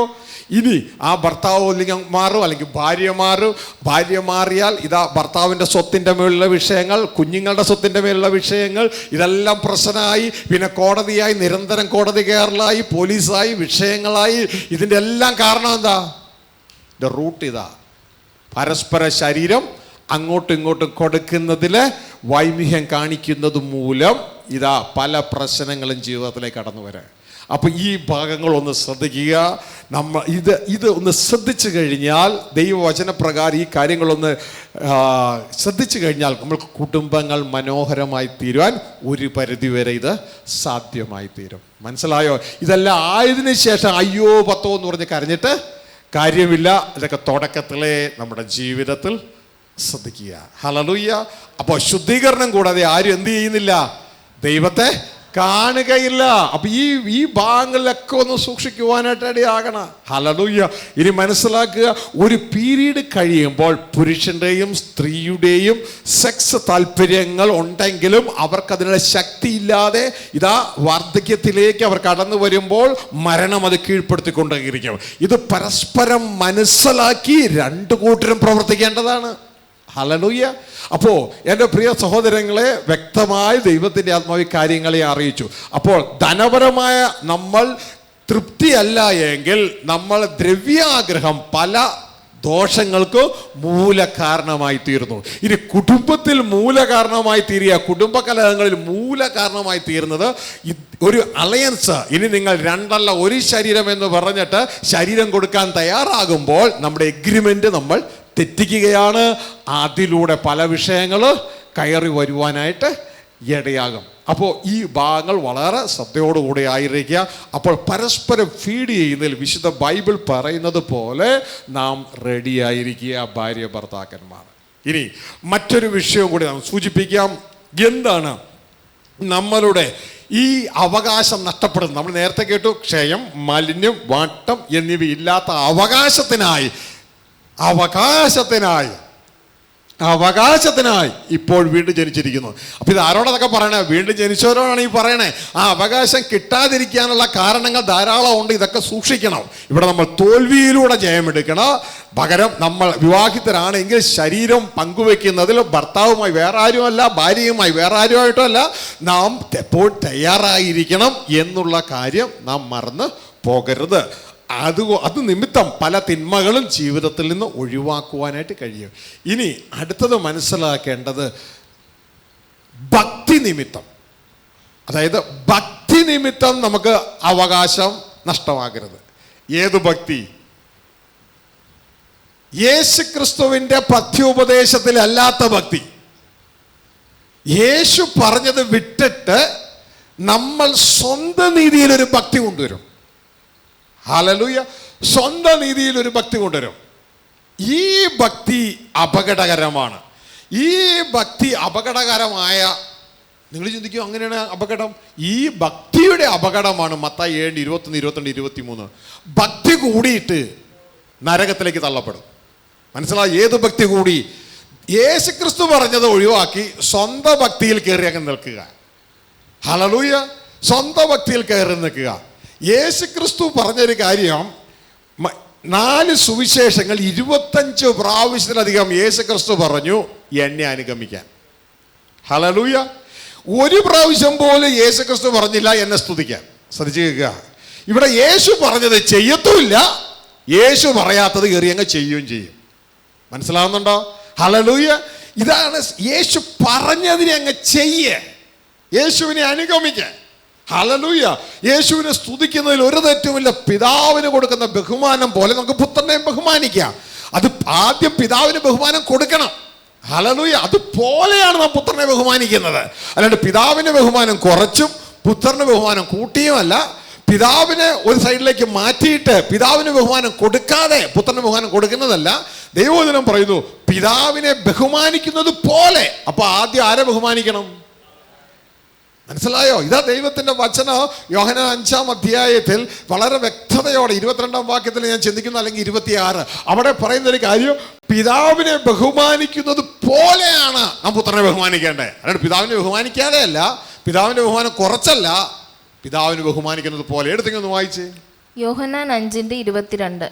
എല്ലാവരും പിതാവിനെ ബഹുമാനിക്കുന്നത് പോലെ പുത്രനെയും ബഹുമാനിക്കേണ്ടതിന് പിതാവ് ആരെയും ന്യായം വിധിക്കാതെ ന്യായവിധിയെല്ലാം പുത്രന് കൊടുത്തിരിക്കുന്നു. ശ്രദ്ധിച്ചേ, പിതാവിന്റെ ആഗ്രഹമാണ് നമ്മൾ പുത്രനെ ബഹുമാനിക്കണമെന്ന്. അതുകൊണ്ടാണ് പിതാവ് ഇത് ചെയ്തത്. എല്ലാവരും പിതാവിനെ ബഹുമാനിക്കുന്നത് പോലെ. അല്ലാണ്ട് പിതാവിനെ ബഹുമാനം ഒഴിവാക്കിയിട്ട് പുത്രനെ ബഹുമാനിക്കാനല്ല, പിതാവിനെ ബഹുമാനം കുറച്ചിട്ട് പുത്രനെ ബഹുമാനിക്കാനല്ല, പിതാവിനെ ബഹുമാനിക്കുന്നത് പോലെ നാം പുത്രനെയും ബഹുമാനിക്കണം. അപ്പോൾ പ്രിയ സഹോദരനെ, എന്നാൽ യേശുക്രിസ്തു ഒരു പ്രാവശ്യം പോലും നമ്മുടെ ആവശ്യപ്പെട്ടില്ല നിങ്ങൾ എന്നെ സൂക്ഷിച്ച് നടക്കാനായിട്ട്. പക്ഷേ യേശു 25 പ്രാവശ്യത്തിലധികം ഈ 4 സുവിശേഷങ്ങൾ, ലേഖനം വേറെ 4 സുവിശേഷങ്ങൾ നമ്മളോട് പറയാം. നിങ്ങൾ ഇനി വായിക്കുമ്പോൾ നോക്കിക്കോ. യേശു പറയാണ് എന്നെ അനുഗമിക്കേ. എങ്ങോട്ട്? പിതാവിൻ്റെ ഭവനത്തിലേക്ക്. ഹല്ലേലൂയ. എന്നെ അയച്ചിട്ട് വന്നതാ. എന്തിനാ? നിങ്ങളെ കൊണ്ട് ചെല്ലാനാ വന്നേക്കണേ. അതുകൊണ്ട് ഞാൻ നിങ്ങളെ വിടുവിച്ചു, ഇനി നിങ്ങൾ എന്നെ പുറകെ വാ പിതാവിൻ്റെ വീട്ടിലേക്ക്. അപ്പം നമ്മൾ അത് പറയാതെ യേശുവിനെ സ്തുതിക്കുന്നു പറഞ്ഞുകൊണ്ട് ഇരുന്ന് കഴിഞ്ഞാൽ നമ്മുടെ ഭക്തി എന്ന് പറയുന്നത് ആ ഭക്തി കൊണ്ട് തന്നെ നമ്മൾ നരകത്തിൽ പോകും. മനസ്സിലായോ? തെറ്റായ ഭക്തി ആകരുത്. അങ്ങനെ നരകത്തിൽ പോയ കൂട്ടരാണ് മത്തായി 7, 21, 22, 23 ആ കാണുന്നത്. ദൈവദാസന്മാരും യേശുവിനെ കർത്താവായി സ്വീകരിച്ചവരും. അവരെന്നാ പറഞ്ഞേ? അവിടെ യേശു പറയാണ് എന്നെ കർത്താവേ കർത്താവ് എന്ന് പറഞ്ഞുകൊണ്ടൊന്നും സ്വർഗരാജ്യത്തിൽ നിങ്ങൾ കയറത്തില്ല. ഇവർ യേശു അങ്ങ് കർത്താവ്, ദൂതന്മാരിൽ നിനക്ക് തുല്യ, ഇത് പറഞ്ഞുകൊണ്ടിരിക്കാനാണ് യേശു പറഞ്ഞത് നമ്മളോട്. ഇത് പറഞ്ഞുകൊണ്ടിരിക്കാനാണ് യേശു പറഞ്ഞേ. അല്ലെങ്കിൽ എന്നെ അങ്ങ് പുകഴ്ത്തി പറഞ്ഞാൽ ഞാൻ ആ പുകഴ്ചയിൽ അങ്ങ് വീഴും, എന്നിട്ട് നിങ്ങളെങ്ങ് കയറ്റും. അയ്യോ, യേശു അങ്ങനെയൊന്നുമല്ല പറഞ്ഞത് നമ്മളോട്. എന്നെ അനുഗമിക്കേ. മനസ്സിലായോ? Follow me. അല്ലാണ്ട് എന്നെ പുകഴ്ത്തി പറഞ്ഞാൽ വീഴുന്നത് പോലെ നിങ്ങളുടെ മാനേജറോ രാഷ്ട്രീയക്കാരനോ അല്ല ആണോ ഞാൻ? അല്ല, എനിക്കിതിൻ്റെ ഹൃദയം അറിയാം. എൻ്റെ അപ്പൻ അന്വേഷിക്കുന്ന അന്തർഭാഗത്തിലെ സത്യമാ, നിങ്ങളുടെ ശുദ്ധീകരണമാ എൻ്റെ അപ്പൻ ഇഷ്ടം. ഹല്ലേലൂയ. അവിടെ ശുദ്ധീകരണം കൂടാതെ ആരും ദൈവത്തെ കാണത്തില്ല. അല്ലാണ്ട് കുറെ മോസ്തുതി പറഞ്ഞുകൊണ്ട് ഞാൻ വീഴത്തൊന്നും ഇല്ല. ഇതാ യേശു പറഞ്ഞത് എന്നെ കർത്താവേ കർത്താവ് എന്ന് പറഞ്ഞുകൊണ്ട് സ്വർഗ്ഗരാജ്യത്തിൽ കയറത്തില്ല. എൻ്റെ പിതാവിൻ്റെ ഇഷ്ടം നിങ്ങളുടെ ശുദ്ധീകരണത്തിലൂടെ ദൈവപുത്രന്മാരായി വെളിപ്പെടണം. അത് ചെയ്തവന് സ്വർഗ്ഗരാജ്യത്തിൽ കിടക്കും. വായിച്ച മത്തായി 7:21. എന്നോട് കർത്താവേ കർത്താവേ എന്ന് പറയുന്നവൻ ഏവനുമല്ല, സ്വർഗസ്ഥനായ എന്റെ പിതാവിന്റെ ഇഷ്ടം ചെയ്യുന്നവനത്രേ സ്വർഗരാജ്യത്തിൽ കടക്കുന്നത്. ഹല്ലേലൂയ. എന്നോട് കർത്താവേ കർത്താവേ എന്ന് പറയുന്ന ഏവനും അല്ല, സ്വർഗസ്ഥനായ എൻ്റെ പിതാവിൻ്റെ ഇഷ്ടം ചെയ്യുന്നവനത്രേ സ്വർഗത്തിൽ കിടക്കുള്ളൂ. അപ്പൊ ഇവര് യേശുവിനെ കർത്താവെ വിളിച്ച് പുകഴ്ത്തിയതും ഉയർത്തിയതും ഭക്തി ശരിക്കും പറഞ്ഞാൽ ഇവരെ അവകാശത്തിലെത്തിച്ചോ? അവകാശത്തിലെത്തിച്ചില്ല. അവകാശം ഇവരെ തള്ളപ്പെട്ടു. ഹല്ലേലൂയ. ഭക്തി നിമിത്തം നാം വീഴരുത്. തെറ്റായ ഭക്തി നിമിത്തം വീഴരുത്. ഇനി അടുത്ത ദൈവദാസന്മാരാണ്. അതിന് 22, 23, അതായത് മൊത്തത്തിൽ പറഞ്ഞ സഭയാണ് നിൽക്കണേ, സഭകളാണ് നിൽക്കണേ. അവർ ദൈവദാസന്മാർ പറയുന്നത്, ഞങ്ങൾ യേശുവെ അങ്ങയുടെ നാമത്തിൽ എത്ര മീറ്റിംഗ് നടത്തി, എത്ര രോഗികളെ സൗഖ്യമാക്കി, എത്ര പ്രവചനം ഞങ്ങൾ പ്രവചിച്ചു എന്നാ പറയണേ. കർത്താവരോട് സംസാരിക്കാൻ പോലും നിന്നില്ല. കർത്താവ് ഉടനെ പറഞ്ഞു, ഗെറ്റ് ഔട്ട്. അവരുടെ ഭക്തി അവരെ സ്വർഗത്തിൽ നിന്ന് പുറത്താക്കി. സ്വർഗത്തിൽ കയറാൻ സമ്മതിച്ചല്ല. അവകാശം വിളിച്ചവരാ, പക്ഷെ കയറാൻ പറ്റിയില്ല. വായിച്ച്. കർത്താവേ കർത്താവേ, നിന്റെ നാമത്തിൽ ഞങ്ങൾ പ്രവചിക്കുകയും നിന്റെ നാമത്തിൽ ഭൂതങ്ങളെ പുറത്താക്കുകയും നിന്റെ നാമത്തിൽ വളരെ വീര്യപ്രവർത്തികൾ പ്രവർത്തിക്കുകയും ചെയ്തില്ലയോ എന്ന് പലരും ആ നാളിൽ എന്നോട് പറയും. അന്ന് ഞാൻ അവരോട്, ഞാൻ ഒരു നാളും നിങ്ങളെ അറിഞ്ഞിട്ടില്ല, അധർമ്മം പ്രവർത്തിക്കുന്നവരെ എന്നെ വിട്ടു പോകുവിൻ എന്ന് തീർത്തു പറയും. അപ്പൊ ജീവിതകാലം മുഴുവൻ സുവിശേഷം അറിയിച്ചു, കൃപാവരം ഓപ്പറേറ്റ് ചെയ്തു, ആരാധിച്ചു. അങ്ങനെ ആരാധിച്ച് നരകത്തിൽ പോയി. മനസ്സിലായോ? ഹല്ലേലൂയ. സുവിശേഷ വേല ചെയ്ത് നരകത്തിലേക്ക് പോയി. എൻ്റെ പ്രിയ കുഞ്ഞുങ്ങളെ, നമ്മുടെ ഭക്തി നമ്മുടെ അവകാശത്തെ തള്ളിക്കളയരുത്. ഹല്ലേലൂയ. അതായത് നമ്മുടെ ഭക്തി പരിജ്ഞാനമുള്ളതായിരിക്കണം, ക്രിസ്തു പറഞ്ഞതായിരിക്കണം. ഇതുകൊണ്ടാണ് ദൈവത്തിൻ്റെ വചനം ക്രിസ്തു എങ്ങനെയാ പറയുന്നത്, എൻ്റെ ഈ വചനങ്ങളിൽ പണിയുന്നവൻ. വചനങ്ങളെ കേട്ട്, മത്തായി 7 നമുക്ക് കാണാം, എൻ്റെ ഈ വചനങ്ങളെ കേട്ട് ചെയ്യുന്നവൻ. എൻ്റെ വചനങ്ങളെ കേട്ട് ചെയ്യുന്നവൻ പാറമേൽ അടിസ്ഥാനമിട്ട് ഭവനം പണിയുന്നവനോട് തുല്യനാ. എൻ്റെ ഈ വചനങ്ങളെ കേട്ട് ചെയ്യാത്തവനും ഭവനം പണിയുക, പക്ഷെ മണൽമേല പണിയണേ. ന്യായ ഒരു ദിവസം എല്ലാം തട്ടി താഴെ പോകും. ഹല്ലേലൂയ. അപ്പോൾ വളരെ ശ്രദ്ധയോടുകൂടി ആയിരിക്കണം. നമുക്കൊരു വിളിയുണ്ട്. ആ വിളിയിൽ യേശുവിൻ്റെ വാക്ക് കേൾക്കണം. പിതാവായ ദൈവം ഇതാ മറുരൂപ മലയിൽ യോഹന്നാനോടും യാക്കോബിനോടും പത്രോസിനോടും അവർ കൂടാരം ഉണ്ടാക്കാൻ പോയി. ആ കൂടാരം ഉണ്ടാക്കാൻ പോയപ്പോൾ പിതാവ് അവരോട് എന്നാ പറഞ്ഞു കൊടുത്തതെന്ന് അറിയാമോ? അറിയോ നിങ്ങൾക്ക്? ഇവനെ അങ്ങ് സ്തുതിച്ചാൽ മതി, ഇങ്ങ് പോരൂ എന്നാണ് പറഞ്ഞേ. അല്ല, ഇവൻ എൻ്റെ പ്രിയ പുത്രനായി, ഇവന് ചെവി കൊടുക്കാൻ, അതായത് ഇവൻ പറയുന്നത് കേൾക്കാൻ. ഇതാ യേശു പറയുന്നത്, ഞാൻ പറഞ്ഞ വചനങ്ങളെ കേട്ട് ചെയ്യുന്നവനൊക്കെയും പാറമേൽ അടിസ്ഥാനമിട്ട് ഭവനം പണിയുന്നതിനോട് തുല്യനായി. എൻ്റെ പ്രിയ കുഞ്ഞുങ്ങളെ, നമ്മൾ അങ്ങനെയാണോ? ഇത് കേട്ട് ചെയ്യണം. ആത്മാവിൻ്റെ നിയമത്തിൽ ഇത് കേട്ട് ചെയ്യാനുള്ളതാ. അതിനാണ് നമ്മൾ ജഡത്തിൽ നിന്ന് ആത്മമണ്ഡലത്തിൽ വീണ്ടും ജനിച്ചത്. ജഡമണ്ഡലത്തിലാണ് നാം വായിച്ച് ചെയ്യുന്നത്. ആത്മമണ്ഡലത്തിൽ വീണ്ടും ജനിച്ച മണ്ഡലത്തിലാണ് നാം കേട്ട് ചെയ്യുന്നത്. ഇത് നമ്മൾ തിരിച്ചറിയണം. നമ്മൾ അമ്മയുടെ വയറ്റിൽ നിന്ന് ജനിച്ചില്ലേ, അവനാണ് വായിച്ച് ചെയ്യുന്നത്. എന്നാൽ യേശു കർത്താവിലൂടെ വീണ്ടും ജനിച്ചില്ലേ, അവനാണ് കേട്ട് ചെയ്യുന്നത്. അമ്മയുടെ വയറ്റിൽ നിന്ന് ജനിച്ചവൻ ഭൂമിയിലാണ് ജനിച്ചതെങ്കിൽ യേശു കർത്താവിലൂടെ ജനിച്ചവൻ ഭൂമിയിലല്ല, സ്വർഗരാജ്യത്തിലാണ് ജനിച്ചത്. അവൻ ആത്മാവാണ്, ഭൂമിയിൽ ജനിച്ചവൻ ജഡമാണ്. ഇതുകൊണ്ട് യേശു പറയുന്ന ജഡത്താൽ ജനിച്ചത് ജഡമാണ്, ആത്മാവാൽ ജനിച്ചത് ആത്മാവാണ്. ആത്മാവാൽ ജനിച്ചവൻ കേട്ട് ചെയ്യോ, ജഡത്താൽ ജനിച്ചവൻ വായിച്ച് ചെയ്യോ. ഇനി നമ്മൾ വായിച്ചല്ല, വായിച്ച ഹൃദയത്തെ സംഗ്രഹിച്ചോ, കേട്ട് വേണം ചെയ്യാൻ. പിടുത്തം കിട്ടിയോ നിങ്ങൾക്ക്? ഹല്ലേലൂയ. അപ്പോൾ ഈ കാര്യം മനസ്സിലാക്കണം. വ്യക്തതയോടെ നാം മനസ്സിലാക്കി പ്രവർത്തിക്കുവാനായിട്ട് ഇടയാകണം. ഇതാ 1 തിമോത്തി 6 അധ്യായം 3 വാക്യത്തിലേക്ക് നമ്മൾ കടന്നു വരുമ്പോൾ അവിടെ നമ്മളോട് വളരെ വ്യക്തതയോടെ പറയുന്ന ഒരു കാര്യം എന്ന് പറയുന്നത്, നാം ചതിക്കപ്പെടരുത്, നാം ഇത് മനസ്സിലാക്കുവാനായിട്ട് ഇടയാകണം. വായിച്ചേ 6:3. നമ്മുടെ കർത്താവായ യേശുക്രിസ്തുവിന്റെ പഥ്യവചനവും ഭക്തിക്കൊത്ത ഉപദേശവും അനുസരിക്കാത്ത അന്യഥ ഉപദേശിക്കുന്നവൻ. ഉപദേശകൻ വന്നേക്കണു. ഉപദേശകൻ അവനാണ് പ്രശ്നം ഉണ്ടാക്കണേ. നമ്മുടെ കർത്താവായ യേശു ക്രിസ്തുവിന്റെ പഥ്യവചനം, യേശു പറഞ്ഞ പഥ്യവചനം, ഭക്തിക്കൊത്ത ഉപദേശം. പഥ്യവചനവും ഭക്തിക്കൊത്ത ഉപദേശവും. പറഞ്ഞേ, വചനവും ഉപദേശവും. ആര് പറഞ്ഞത്? യേശു പറഞ്ഞത്. അനുസരിക്കാതെ അന്യത ഉപദേശിക്കുന്നവൻ. കണ്ട, യേശു പറഞ്ഞത് പറയത്തുമില്ല, അനുസരിക്കത്തുമില്ല, പക്ഷെ ഉപദേശകനാ. അന്യത ഉപദേശിച്ചുകൊണ്ടിരിക്കുക. ഇങ്ങനെയുള്ള ഉപദേശകന്മാർ നിറഞ്ഞു കിടക്കുക. ഏത് നേരം ഉപദേശം. യേശു പറഞ്ഞു എന്നെ അനുഗമിക്കാൻ, ഇവർ മിണ്ടൂല. യേശു പറഞ്ഞു ദൈവത്തെങ്കിലേക്ക് മനസ്സാന്തരപ്പെടുക, ദൈവരാജ്യം സമീപിച്ചിരിക്കുന്നു, ഇവരത് മിണ്ടൂല. പകരം അന്യത ഉപദേശം. യേശുവിൽ വിശ്വസിക്കുക, അത്രേ ഉള്ളൂ. യേശു വിശ്വസിക്കുക. ദൈവത്തിൻ്റെ വചനത്തിലെ കാതലായ ഭാഗം എടുത്തു മാറ്റി. അപ്പോസ്തലപ്രവൃത്തി 20:21 അന്നത്തെ ദേവദാസന്മാർ പ്രസംഗിച്ച പ്രസംഗത്തിന് 2 ഭാഗങ്ങളുണ്ട്. ഒന്ന് ദൈവത്തിങ്കിലേക്കുള്ള മാനസാന്തരം, 2 യേശുക്രിസ്തുവിലെ വിശ്വാസം. ഇത് ഇന്ന് അത് പകുതി മുറിച്ച് കളഞ്ഞിട്ട് യേശുള്ള വിശ്വാസം മാത്രം പറയും. ഹല്ലേലൂയ.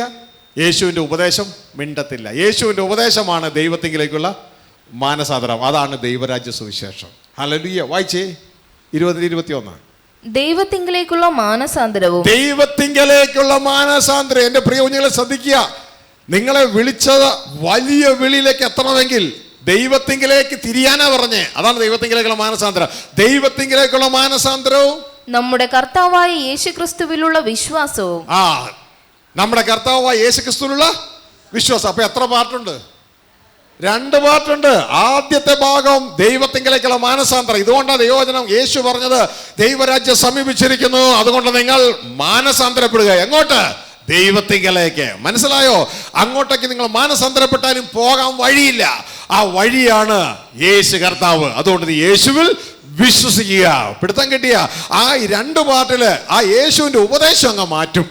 എന്നിട്ട് യേശുവിൻ്റെ വിശ്വാസം മാത്രം പറയും. ഈ ജനത്തിന് വല്ലതും അറിയോ ഇതുവല്ലോ? ഹല്ലേലൂയ. അപ്പോൾ ഇവിടെ പറയാണ്, നമ്മളുടെ കർത്താവ് യേശു ക്രിസ്തുവിൻ്റെ പത്യവചനവും ഭക്തിക്കൊത്ത ഉപദേശവും അനുസരിക്കാതെ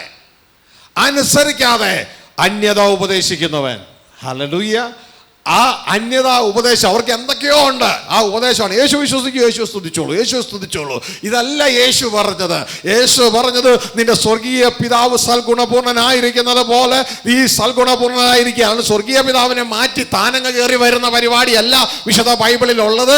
യേശു പറയുന്നു, എനിക്ക് സ്വയമേ ഒന്നും ചെയ്യാൻ കഴിയത്തില്ല, എന്നിലൂടെ നിങ്ങൾ പിതാവിൻ്റെ അടുക്കലെത്തണം. എൻ്റെ പിതാവ് പറയുന്നത് എനിക്ക് ചെയ്യാൻ പറ്റത്തുള്ളൂ എന്ന് പറയുമ്പോൾ ആ പിതാവിനെ യേശുവിനെ കൊണ്ട് മാറ്റുന്നത് ല്ല ദൈവവചനത്തിലെ ഉപദേശം. അത് അന്യതാ ഉപദേശമാണ്.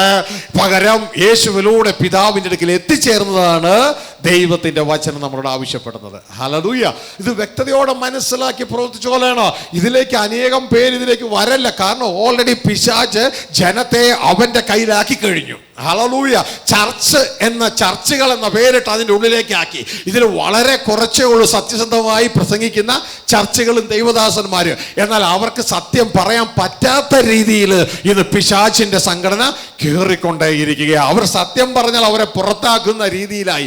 എൻ്റെ പ്രിയ കുഞ്ഞുങ്ങളെ, നിങ്ങൾ ഭയപ്പെടേണ്ട. സ്റ്റീഫനെ പുറത്താക്കിയതുപോലെ ഇതാ യേശുവിനെ ചർച്ചയിൽ നിന്ന് പുറത്താക്കിയതുപോലെ പ്രസംഗിച്ചുകൊണ്ടിരുന്നപ്പോൾ ചർച്ചയിൽ നിന്ന് പുറത്താക്കി. എന്നിട്ടും ഈ കൂട്ടർക്ക് തൃപ്തി വന്നില്ല. ഇവരെ ചർച്ചയിൽ നിന്ന് മാത്രമല്ല, ഇവന്റെ ശരീരത്തുനിന്ന് ഇവനെ ഞങ്ങൾ പുറത്താക്കുമെന്ന് പറഞ്ഞുകൊണ്ട് കാൽവരി ക്രൂശിൽ ഇതാ ശരീരത്തു നിന്നും പുറത്താക്കി. എന്നാൽ ഇതിന്റെ ഉടമസ്ഥൻ സ്വർഗത്തിലുണ്ട്. ആ ഉടമസ്ഥൻ നിന്നെ ചർച്ചയിൽ നിന്ന് പുറത്താക്കിയാലോ, നിന്നെ ശരീരത്തിൽ നിന്ന് പുറത്താക്കിയാലോ, മരണഭാഷങ്ങളെ തന്റെ ആത്മാവിൽ നിന്നെ അഴിച്ചു മാറ്റി നിന്നെ പുറത്തെടുക്കുന്ന ഒരു ദിവസമുണ്ടെന്ന് മനസ്സിലാക്കിക്കൊള്ളുക. അതുകൊണ്ട് മരണത്തിന്റെ അധികാരിയായ പിശാചിനെ യേശുക്രിസ്തുവിന്റെ മരണത്താൽ മാറ്റി നമ്മളെ എല്ലാം ഉയർപ്പിച്ചതുപോലെ സ്വർഗത്തിലെ ദൈവവും തന്റെ ആത്മാവിനാൽ നമ്മൾ ഉയർപ്പിക്കണം എന്നുള്ള കാര്യം മറക്കണ്ട. സത്യത്തിന് വേണ്ടി മാത്രം സാക്ഷ്യം നൽകുക. അതുകൊണ്ട് ധനപരമായ കാര്യം പറഞ്ഞുകൊണ്ട് അല്ലെങ്കിൽ ഈ ലോകത്തിലെ ധാരാളം ദുഃഖങ്ങളിലേക്ക് നാം വന്ന് നമ്മുടെ ദുഃഖങ്ങൾ നമ്മളുടെ അവകാശം നഷ്ടപ്പെടുത്തരുത്.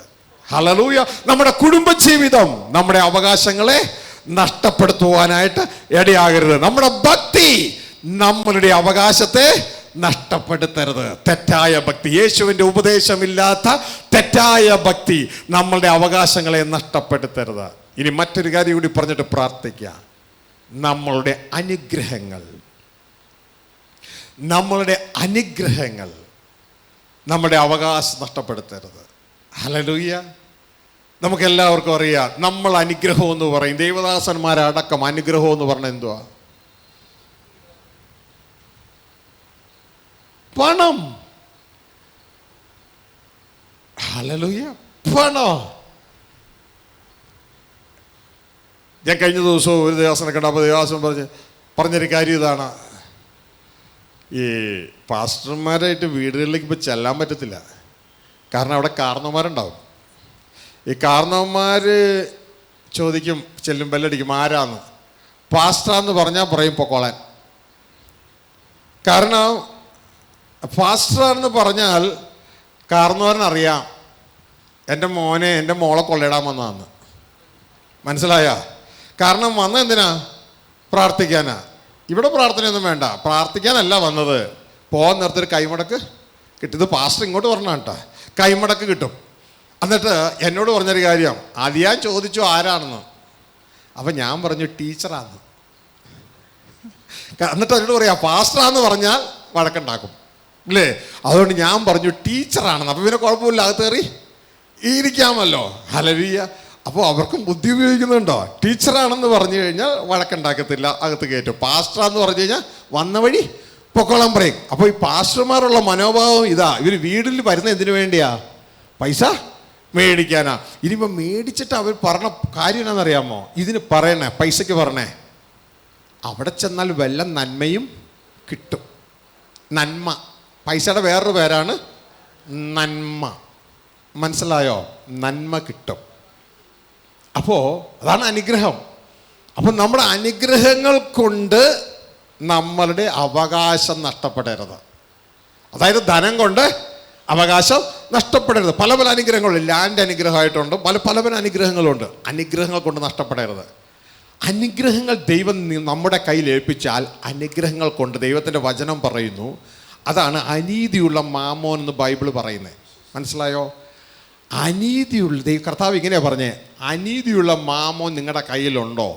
നിങ്ങൾ ചെയ്യേണ്ടത് അനീതിയുള്ള മാമോനെ കൊണ്ട് സ്നേഹിതന്മാരെ ഉണ്ടാക്കിക്കൊള്ളണം.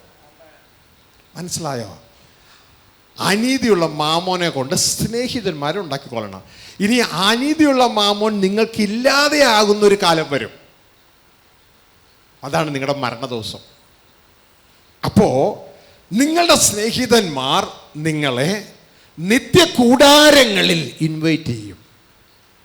അല്ലയോ? അതായത് വെറും കൂടാരമല്ല, സർക്കസ് കൂടാരം പോലെ 2 ദിവസം 1 മാസം അടിച്ചു കൊണ്ടോണമല്ല, നിത്യകൂടാരം. നിത്യമായി നിലനിൽക്കുന്ന കൂടാരങ്ങളുണ്ട് സ്വർഗത്തിൽ. ഹല്ലേലൂയ. ആ നിത്യ കൂടാരങ്ങളിലേക്ക് നിങ്ങളുണ്ടാക്കിയ സ്നേഹിതന്മാർ പോയിട്ടുണ്ട്. ഇപ്പൊ റീന സിസ്റ്റർ ഒരു 10 സ്നേഹിതന്മാരെ ഉണ്ടാക്കി. ഫേസ്ബുക്കിലല്ല കേട്ടാ, നമ്മൾ വിചാരിക്കും ഫേസ്ബുക്ക് സ്നേഹിതരാണ്, അവിടെയല്ല. സ്വർഗരാജ്യത്തിൽ 10 സ്നേഹിതന്മാരെ ഉണ്ടാക്കി. 10 പേരോട് സുവിശേഷം പറഞ്ഞു. ഒറിജിനൽ ആയിരിക്കണം കേട്ടാ, മറ്റേ നാട്ടിൽ പറഞ്ഞതാകരുത്, യേശു പറഞ്ഞതായിരിക്കണം. അങ്ങനെ ഒറിജിനൽ പറഞ്ഞ് അവർ യേശു കർത്താവിനെ രക്ഷകനായി സ്വീകരിച്ച് ചുമ്മാ കൈയടിച്ചോണ്ടിരുന്നില്ല. പകരം യേശുവെ അനുഗമിച്ചു, യേശുവെ ധരിച്ചു, യേശു തലയോളം വളരെ ഏൽപ്പിച്ചു കൊടുത്തു. അതിലൊരാൾ 30 അടിച്ചു, വേറൊരാൾ 60 അടിച്ചു, വേറൊരാൾ 100 അടിച്ചു, പിന്നെ വേറെ ആൾ ചിലതൊക്കെ ഇടയിലടടിച്ചു. 30 മേനി, 60 മേനി, 100 മേനി, അങ്ങനെ 10 പേര് അവിടെ ചെന്നു. 10 കൂടാരങ്ങളിൽ അവർ പാർക്കുക. അപ്പോൾ റീന സിസ്റ്റർ ഇവിടെ തുറന്നുകൊണ്ടിരിക്കുക. അങ്ങനെ പോണ വഴിക്കാണ് റീന സിസ്റ്ററോട് സ്വർഗത്തിലെ ദൈവം പറഞ്ഞു, മനുഷ്യപുത്രി തിരികെ വാ. അപ്പോൾ റീന സിസ്റ്റർ ഈ ഭൂമിയിൽ എന്തൊക്കെയുണ്ടോ, എത്ര ചക്രമുണ്ടോ അതെല്ലാം തീർന്നു. അന്ന് മുതൽ ഇനി റീന സിസ്റ്റർ വട്ടപൂജ്യം ഭൂമിയിൽ.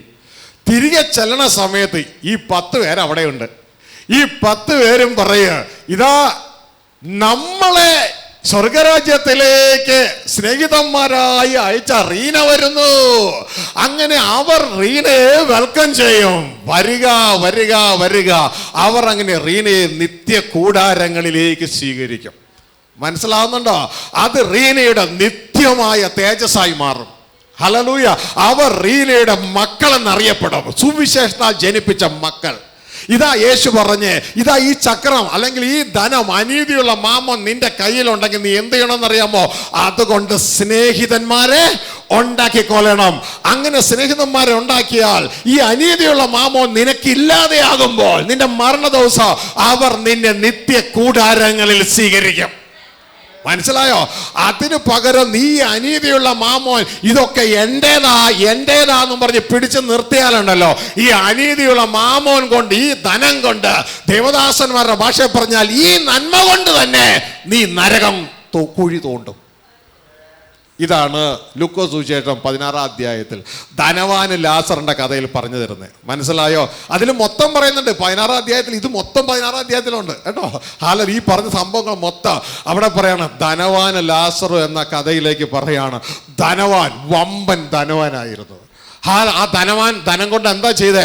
അവൻ സുഖിച്ച്, അതുകൊണ്ട് ആനന്ദിച്ച്. ഇനി അടുത്തത് ഏത് പട്ടാണ് വാങ്ങിക്കേണ്ടത് എന്നാണ് അവൻ ചിന്തിക്കുന്നത്. അടുത്ത ഏത് പട്ട് വാങ്ങില്ല. അങ്ങനെ ആനന്ദിച്ച് നടക്കുക. പക്ഷേ അവിടെ കാണിക്കുന്നു, ഇവൻ ചെയ്യേണ്ട ഒരു നീഡ് അവന്റെ വാതിക്കെ കിടക്കുന്നുണ്ട്. ഇതാ ലാസർ എന്ന് പറയുന്ന ഒരു നീഡ് അവന്റെ വാതിക്കെ കിടക്കുന്നുണ്ട്. അവന്റെ കോളിംഗ് അവന്റെ വാതിക്കെ കിടക്കുന്നുണ്ട്. ആ കോളിംഗ് അവൻ ചെയ്യാതെ അവൻ വീണ്ടും അവൻ ആ ദൈവം കൊടുത്ത ധനത്തിൽ സുഖിച്ച് ആനന്ദിച്ച് നടക്കുക. കോളിംഗ് ചെയ്യുന്നില്ല. യഥാർത്ഥത്തിൽ കോളിംഗ് അവിടെ കിടക്കുന്നുണ്ട്. നമ്മുടെ എല്ലാം കോളിംഗ് നമ്മുടെ മുമ്പിൽ കിടക്കുന്നുണ്ട്. നമ്മൾ കാണത്തക്ക വണ്ണം ദൈവം മുമ്പിൽ വെച്ചിട്ടുണ്ട്. അതാണ് കോളിംഗ്. നമ്മുടെ മുമ്പിലുള്ള ലാസ് നമ്മുടെ മുമ്പിലേക്ക് ഇങ്ങനെ നമ്മുടെ ചിന്തയിലേക്ക് വന്നുകൊണ്ടേയിരിക്കും. എന്നാൽ നമ്മളതിനെ അവഗണിച്ച് വീണ്ടും ഇതാ ദൈവം തന്ന കാര്യങ്ങൾ എനിക്ക് വേണ്ടി മാത്രമെന്ന് ചിന്തിച്ച് മൂവ് ചെയ്യുന്ന സമയത്ത് നമുക്ക് നമ്മളുടെ നന്മകൾ കൊണ്ട്, നമ്മുടെ അനുഗ്രഹങ്ങൾ കൊണ്ട് നമുക്ക് നരകക്കുഴി തോണ്ടുകയാണ്. ഹല്ലേലൂയ. ധനവാൻ മരിച്ചു, വേറെ ഒന്നും ആരും ചോദിക്കുന്നില്ല, നേരെ യാതനാ സ്ഥലത്തേക്ക് ടക്ക്. ഹല്ലേലൂയ.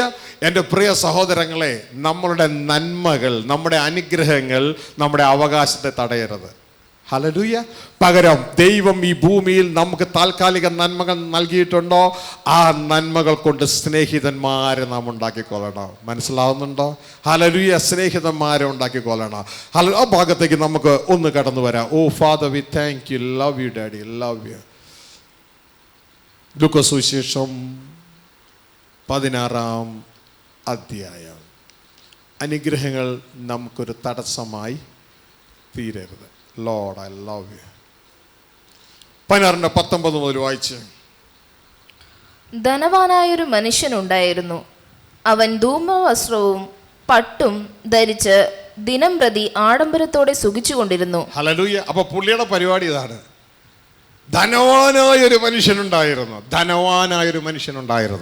അവൻ ധൂമ്രവസ്ത്രവും പട്ടും ധരിച്ച് ദിനം പ്രതി ആഡംബരത്തോടെ സുഖിച്ചുകൊണ്ടേറുന്നു. ഹല്ലേലൂയ. എൻ്റെ പ്രിയ കുഞ്ഞുങ്ങൾ, ഇന്ന് രാവിലെ നിങ്ങൾ കേട്ടില്ലേ, നമ്മുടെ മനോഭാവം എന്ന് പറയുന്നത് ഒരു ക്രിക്കറ്റ് കളിക്കാരൻ്റെ മനോഭാവം ആയിരിക്കണം. ആ ക്രിക്കറ്റ് കളിക്കാരൻ ആ ഗ്രൗണ്ടിലേക്ക് ഇറങ്ങിക്കഴിഞ്ഞാലുണ്ടല്ലോ, അവൻ്റെ ചിന്ത എന്ന് പറഞ്ഞാൽ മാക്സിമം റൺസ് അടിക്കണം, ബാറ്റ്സ്മാന് മാക്സിമം റൺസ് അടിക്കുവാൻ ഇടയാകണം എന്നുള്ള ചിന്ത. ഇതേപോലെ തന്നെ നമ്മൾ ഈ കളിക്കളത്തിലേക്ക്, ലോകമാകുന്ന കളിക്കളത്തിലേക്ക് ദൈവമായി ഇറക്കി വിട്ടെ. ഹല്ലേലൂയ.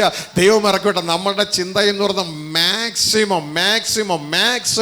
തേജസ്സുള്ളവരായി ഇവിടെ നിന്ന് കടന്നു പോകണം. ഇവിടെ സുഖിക്കാനുള്ള സ്ഥലമല്ല, ഇവിടെ നേടാനുള്ള സ്ഥലമാണ്. എന്ത് നേടാൻ?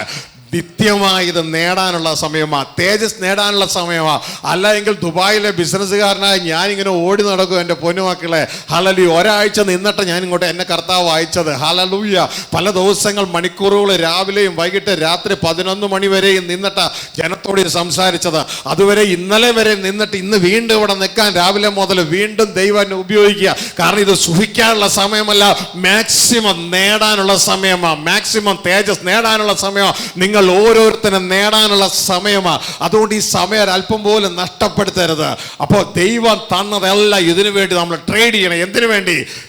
സ്നേഹിതന്മാരെ ഉണ്ടാക്കിക്കൊള്ളണം. എവിടെ? ഇവിടെയല്ല, ദൈവരാജ്യത്തിൽ നിത്യസ്നേഹിതന്മാർ, നിത്യകൂടാരങ്ങളിൽ വസിക്കുന്ന നിത്യസ്നേഹിതന്മാരെ ഉണ്ടാക്കിക്കൊള്ളണം. ഹല്ലേലൂയ. അതുകൊണ്ട് ആരെങ്കിലും ശമ്പളം തരുമെന്ന് പറഞ്ഞിട്ടല്ല സ്നേഹിതന്മാരെ ഉണ്ടാക്കുന്നത്. ദൈവ ശമ്പളവും നീ ജീവിക്കാനുള്ളതൊക്കെ നിന്റെ അപ്പൻ നോക്കിക്കോളൂ. അത് നിന്റെ അപ്പൻ ചെയ്തിരിക്കും. നീ അതൊന്നും നോക്കണ്ട. നീ അപ്പന്റെ ഭൂമിയിലെ ശരീരമായി ആ ക്രിസ്തു അപ്പനെ ഭൂമിയിൽ വെളിപ്പെടുത്തിയതുപോലെ അപ്പന്റെ ചിന്തകൾ ഇതാ ഈ ജനത്തിന്റെ മുമ്പിൽ വെളിപ്പെടുത്തുമ്പോൾ നിന്റെ വാക്കുകളിലൂടെ അപ്പന്റെ ആത്മാവ് റിലീസ് ചെയ്യപ്പെടും. അത് തൃശ്ശൂരാണ്, ഈ അപ്പന്റെ ആത്മാവ് ഇവിടെ റിലീസ് ചെയ്യപ്പെടുക.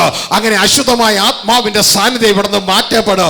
എത്രത്തോളം നീ സംസാരിക്കുന്നുവോ അത്രത്തോളം നിന്റെ വായിലൂടെ ദൈവ സാന്നിധ്യം, വിശ്വസിക്കുന്നതിന്റെ ഉള്ളത്തിൽ നിന്ന് പുറത്തേക്ക് ഇറങ്ങുന്ന ദൈവ സാന്നിധ്യം നിന്റെ അകത്ത് വാക്കുകളിലൂടെ ഈ തൃശ്ശൂർ പട്ടണം നിറയുമ്പോൾ, ഈ ശബ്ദ കാഴ്ചപരിധിയിൽ എവിടെയെല്ലാം ആരെല്ലാം കേൾക്കുന്നു അവിടെയെല്ലാം നിറയുമ്പോൾ അവിടെ പിശാചിന്റെ അന്ധകാരം മാറി ദൈവത്തിന്റെ വെളിച്ച അവിടെയെല്ലാം കടന്നു വരുവാനിടയാകുക.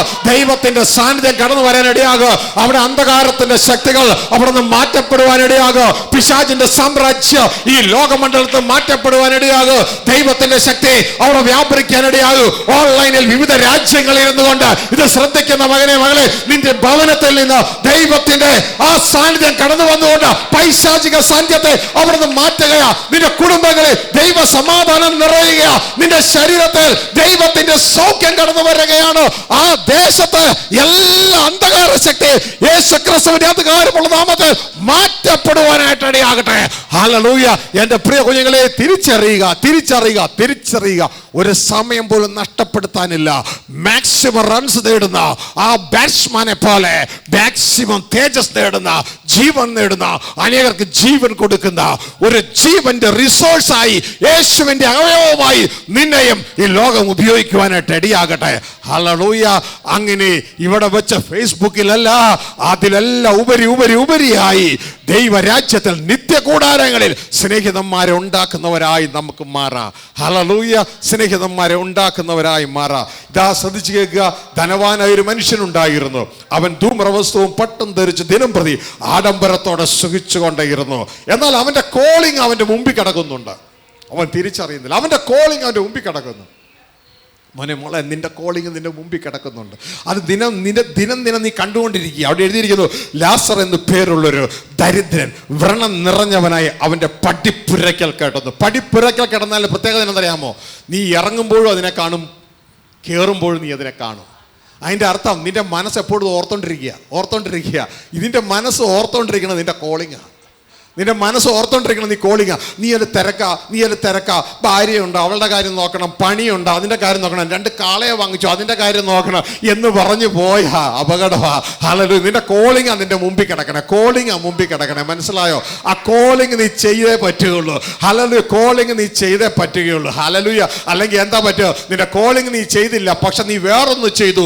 ദിനം പ്രതി സുഖിച്ചുകൊണ്ടേയിരുന്നു, ആഞ്ചുകൊണ്ടേയിരുന്നു. സുഖിക്കുന്നതിനൊന്നും ദൈവത്തിനെതിരല്ല, പക്ഷെ കോളിങ് ചെയ്യേണ്ടത് ചെയ്യണം. ഹല്ലേലൂയ. ദൈവത്തിന്റെ വചനം പറയുന്നു, ഈ ലോകത്തിലെ ധനവാന്മാരോട് ഉന്നത ഭാവം കൂടാതെ ഇരിപ്പാൻ, എല്ലാം ആസ്വദിപ്പാൻ തന്ന ദൈവത്തിന് നന്ദി പറഞ്ഞുകൊണ്ട് ആസ്വദിക്കാം. പക്ഷെ കോളിങ് ചെയ്യാതെ ഇരിക്കരുത്. നമ്മുടെ മുമ്പിൽ കിടക്കുന്ന കോളിങ് ചെയ്യാതിരിക്കരുത്. ദിനം പ്രതി ദൈവം അത്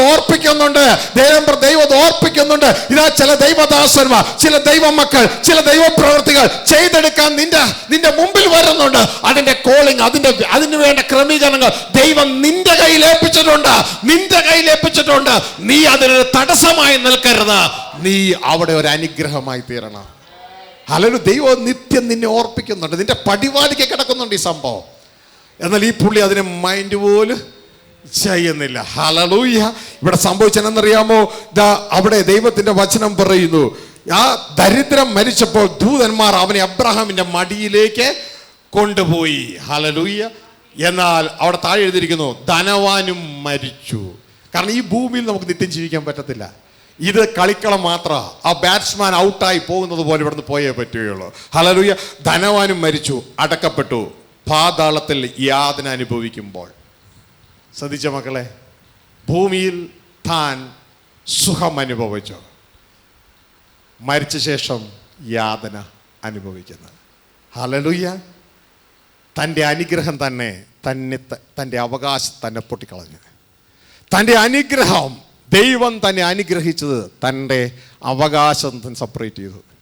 അതുകൊണ്ട് നമുക്ക് ലഭിക്കുന്ന നന്മകൾ, നമ്മുടെ അനുഗ്രഹങ്ങൾ, അത് നമ്മളെ നമ്മുടെ അവകാശത്തിൽ നിന്ന് തള്ളിക്കളയരുത്. ദൈവം അനുഗ്രഹിക്കും.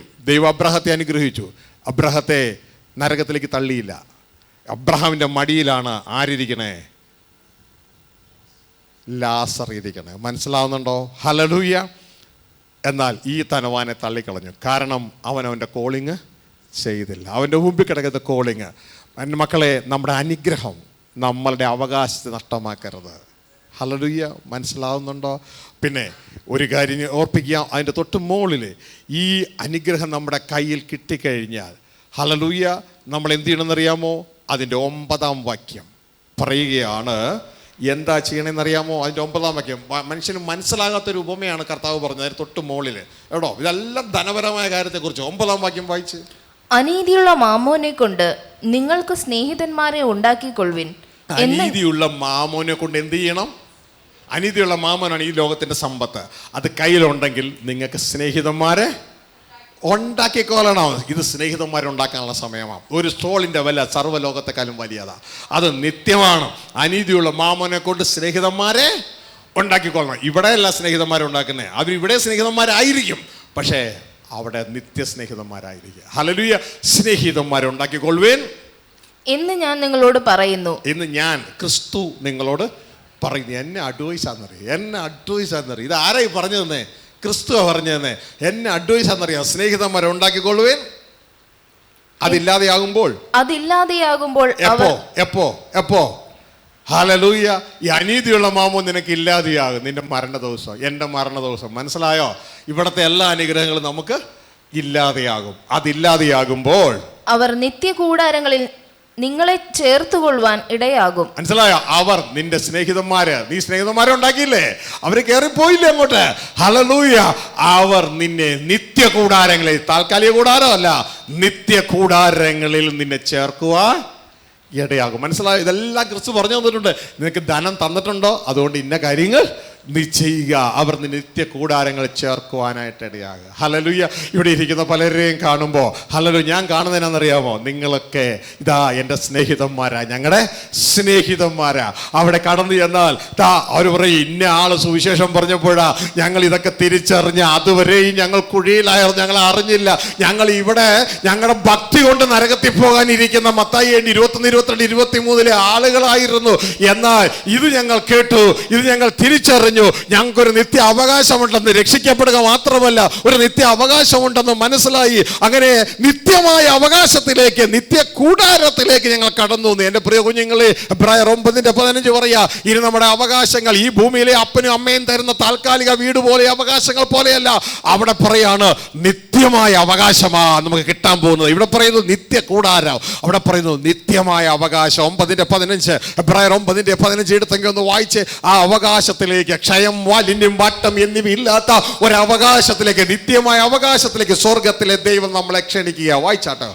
അത് നിമിത്തം ആദ്യ നിയമത്തിലെ ലംഘനങ്ങളിൽ നിന്നുള്ള വീണ്ടെടുപ്പിനായി ഒരു മരണമുണ്ടായിട്ട് നിത്യാവകാശത്തിന്റെ വാഗ്ദത്തം. എന്തവകാശത്തിന്റെ വാഗ്ദത്തം? നിത്യാവകാശം. എൻ്റെ മക്കളെ, ഈ ഭൂമിയിലെ അപ്പച്ചനും അമ്മച്ചും വെച്ചിട്ട് പോകുന്ന അവകാശമൊക്കെ താൽക്കാലിക, ഇത് നിത്യമായ അവകാശമാ. ഹല്ലേലൂയ. ഈ അവകാശമാ ദൈവത്തിന്റെ വചനം പറഞ്ഞ, ജയിക്കുന്നവർ ഇത് അവകാശമായി പ്രാപിക്കുക. ഞാൻ അവന് ദൈവവും അവൻ എനിക്ക് മകനുമായിരിക്കും. ഈ മഹാവിളി, എൻ്റെ പ്രിയ കുഞ്ഞുങ്ങളെ, ഈ മഹാവിളി ഇത് അമേരിക്കൻ പ്രസിഡന്റ് ആകുന്ന താൽക്കാലിക 5 വർഷത്തെ 4 വർഷത്തെ വിളിയല്ല, ഇന്ത്യൻ പ്രധാനമന്ത്രിയാകുന്ന വിളിയല്ല, ഈ ലോകത്തെ കളക്ടറാകുന്ന വിളിയല്ല. ഇതിനേക്കാളൊക്കെ ഉപരി അത്യുന്നതനായ ദൈവത്തിന്റെ മക്കളായി, ക്രിസ്തുവിന്റെ സഹോദരങ്ങളായി, ക്രിസ്തുവിന്റെ കൂട്ടവകാശികളായി, ഈ ഭൂമി ക്രിസ്തുവോട് ചേർന്ന് വാഴുന്നവരായി ആ നിത്യമായ അവകാശത്തിലേക്ക് ദൈവം നമ്മളെ വിളിച്ചിറക്കുമ്പോ ഈ മഹാസുവിശേഷം തടയുന്ന എല്ലാ പൈശാചിക ശക്തികളും തകർന്നു മാറട്ടെ യേശുവിന്റെ നാമത്തിൽ.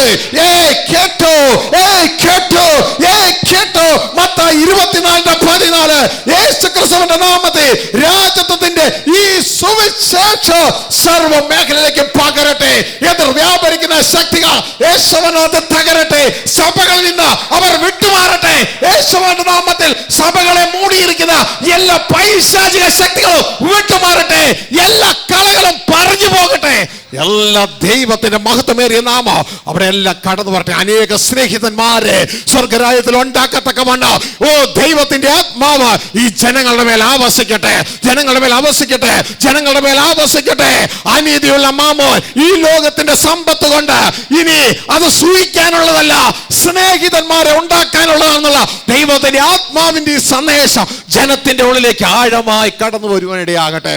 സ്വകീയ പിതാവേ, നന്ദി നന്ദി നന്ദി നന്ദി നന്ദി കർത്താവേ. Hallelujah hallelujah.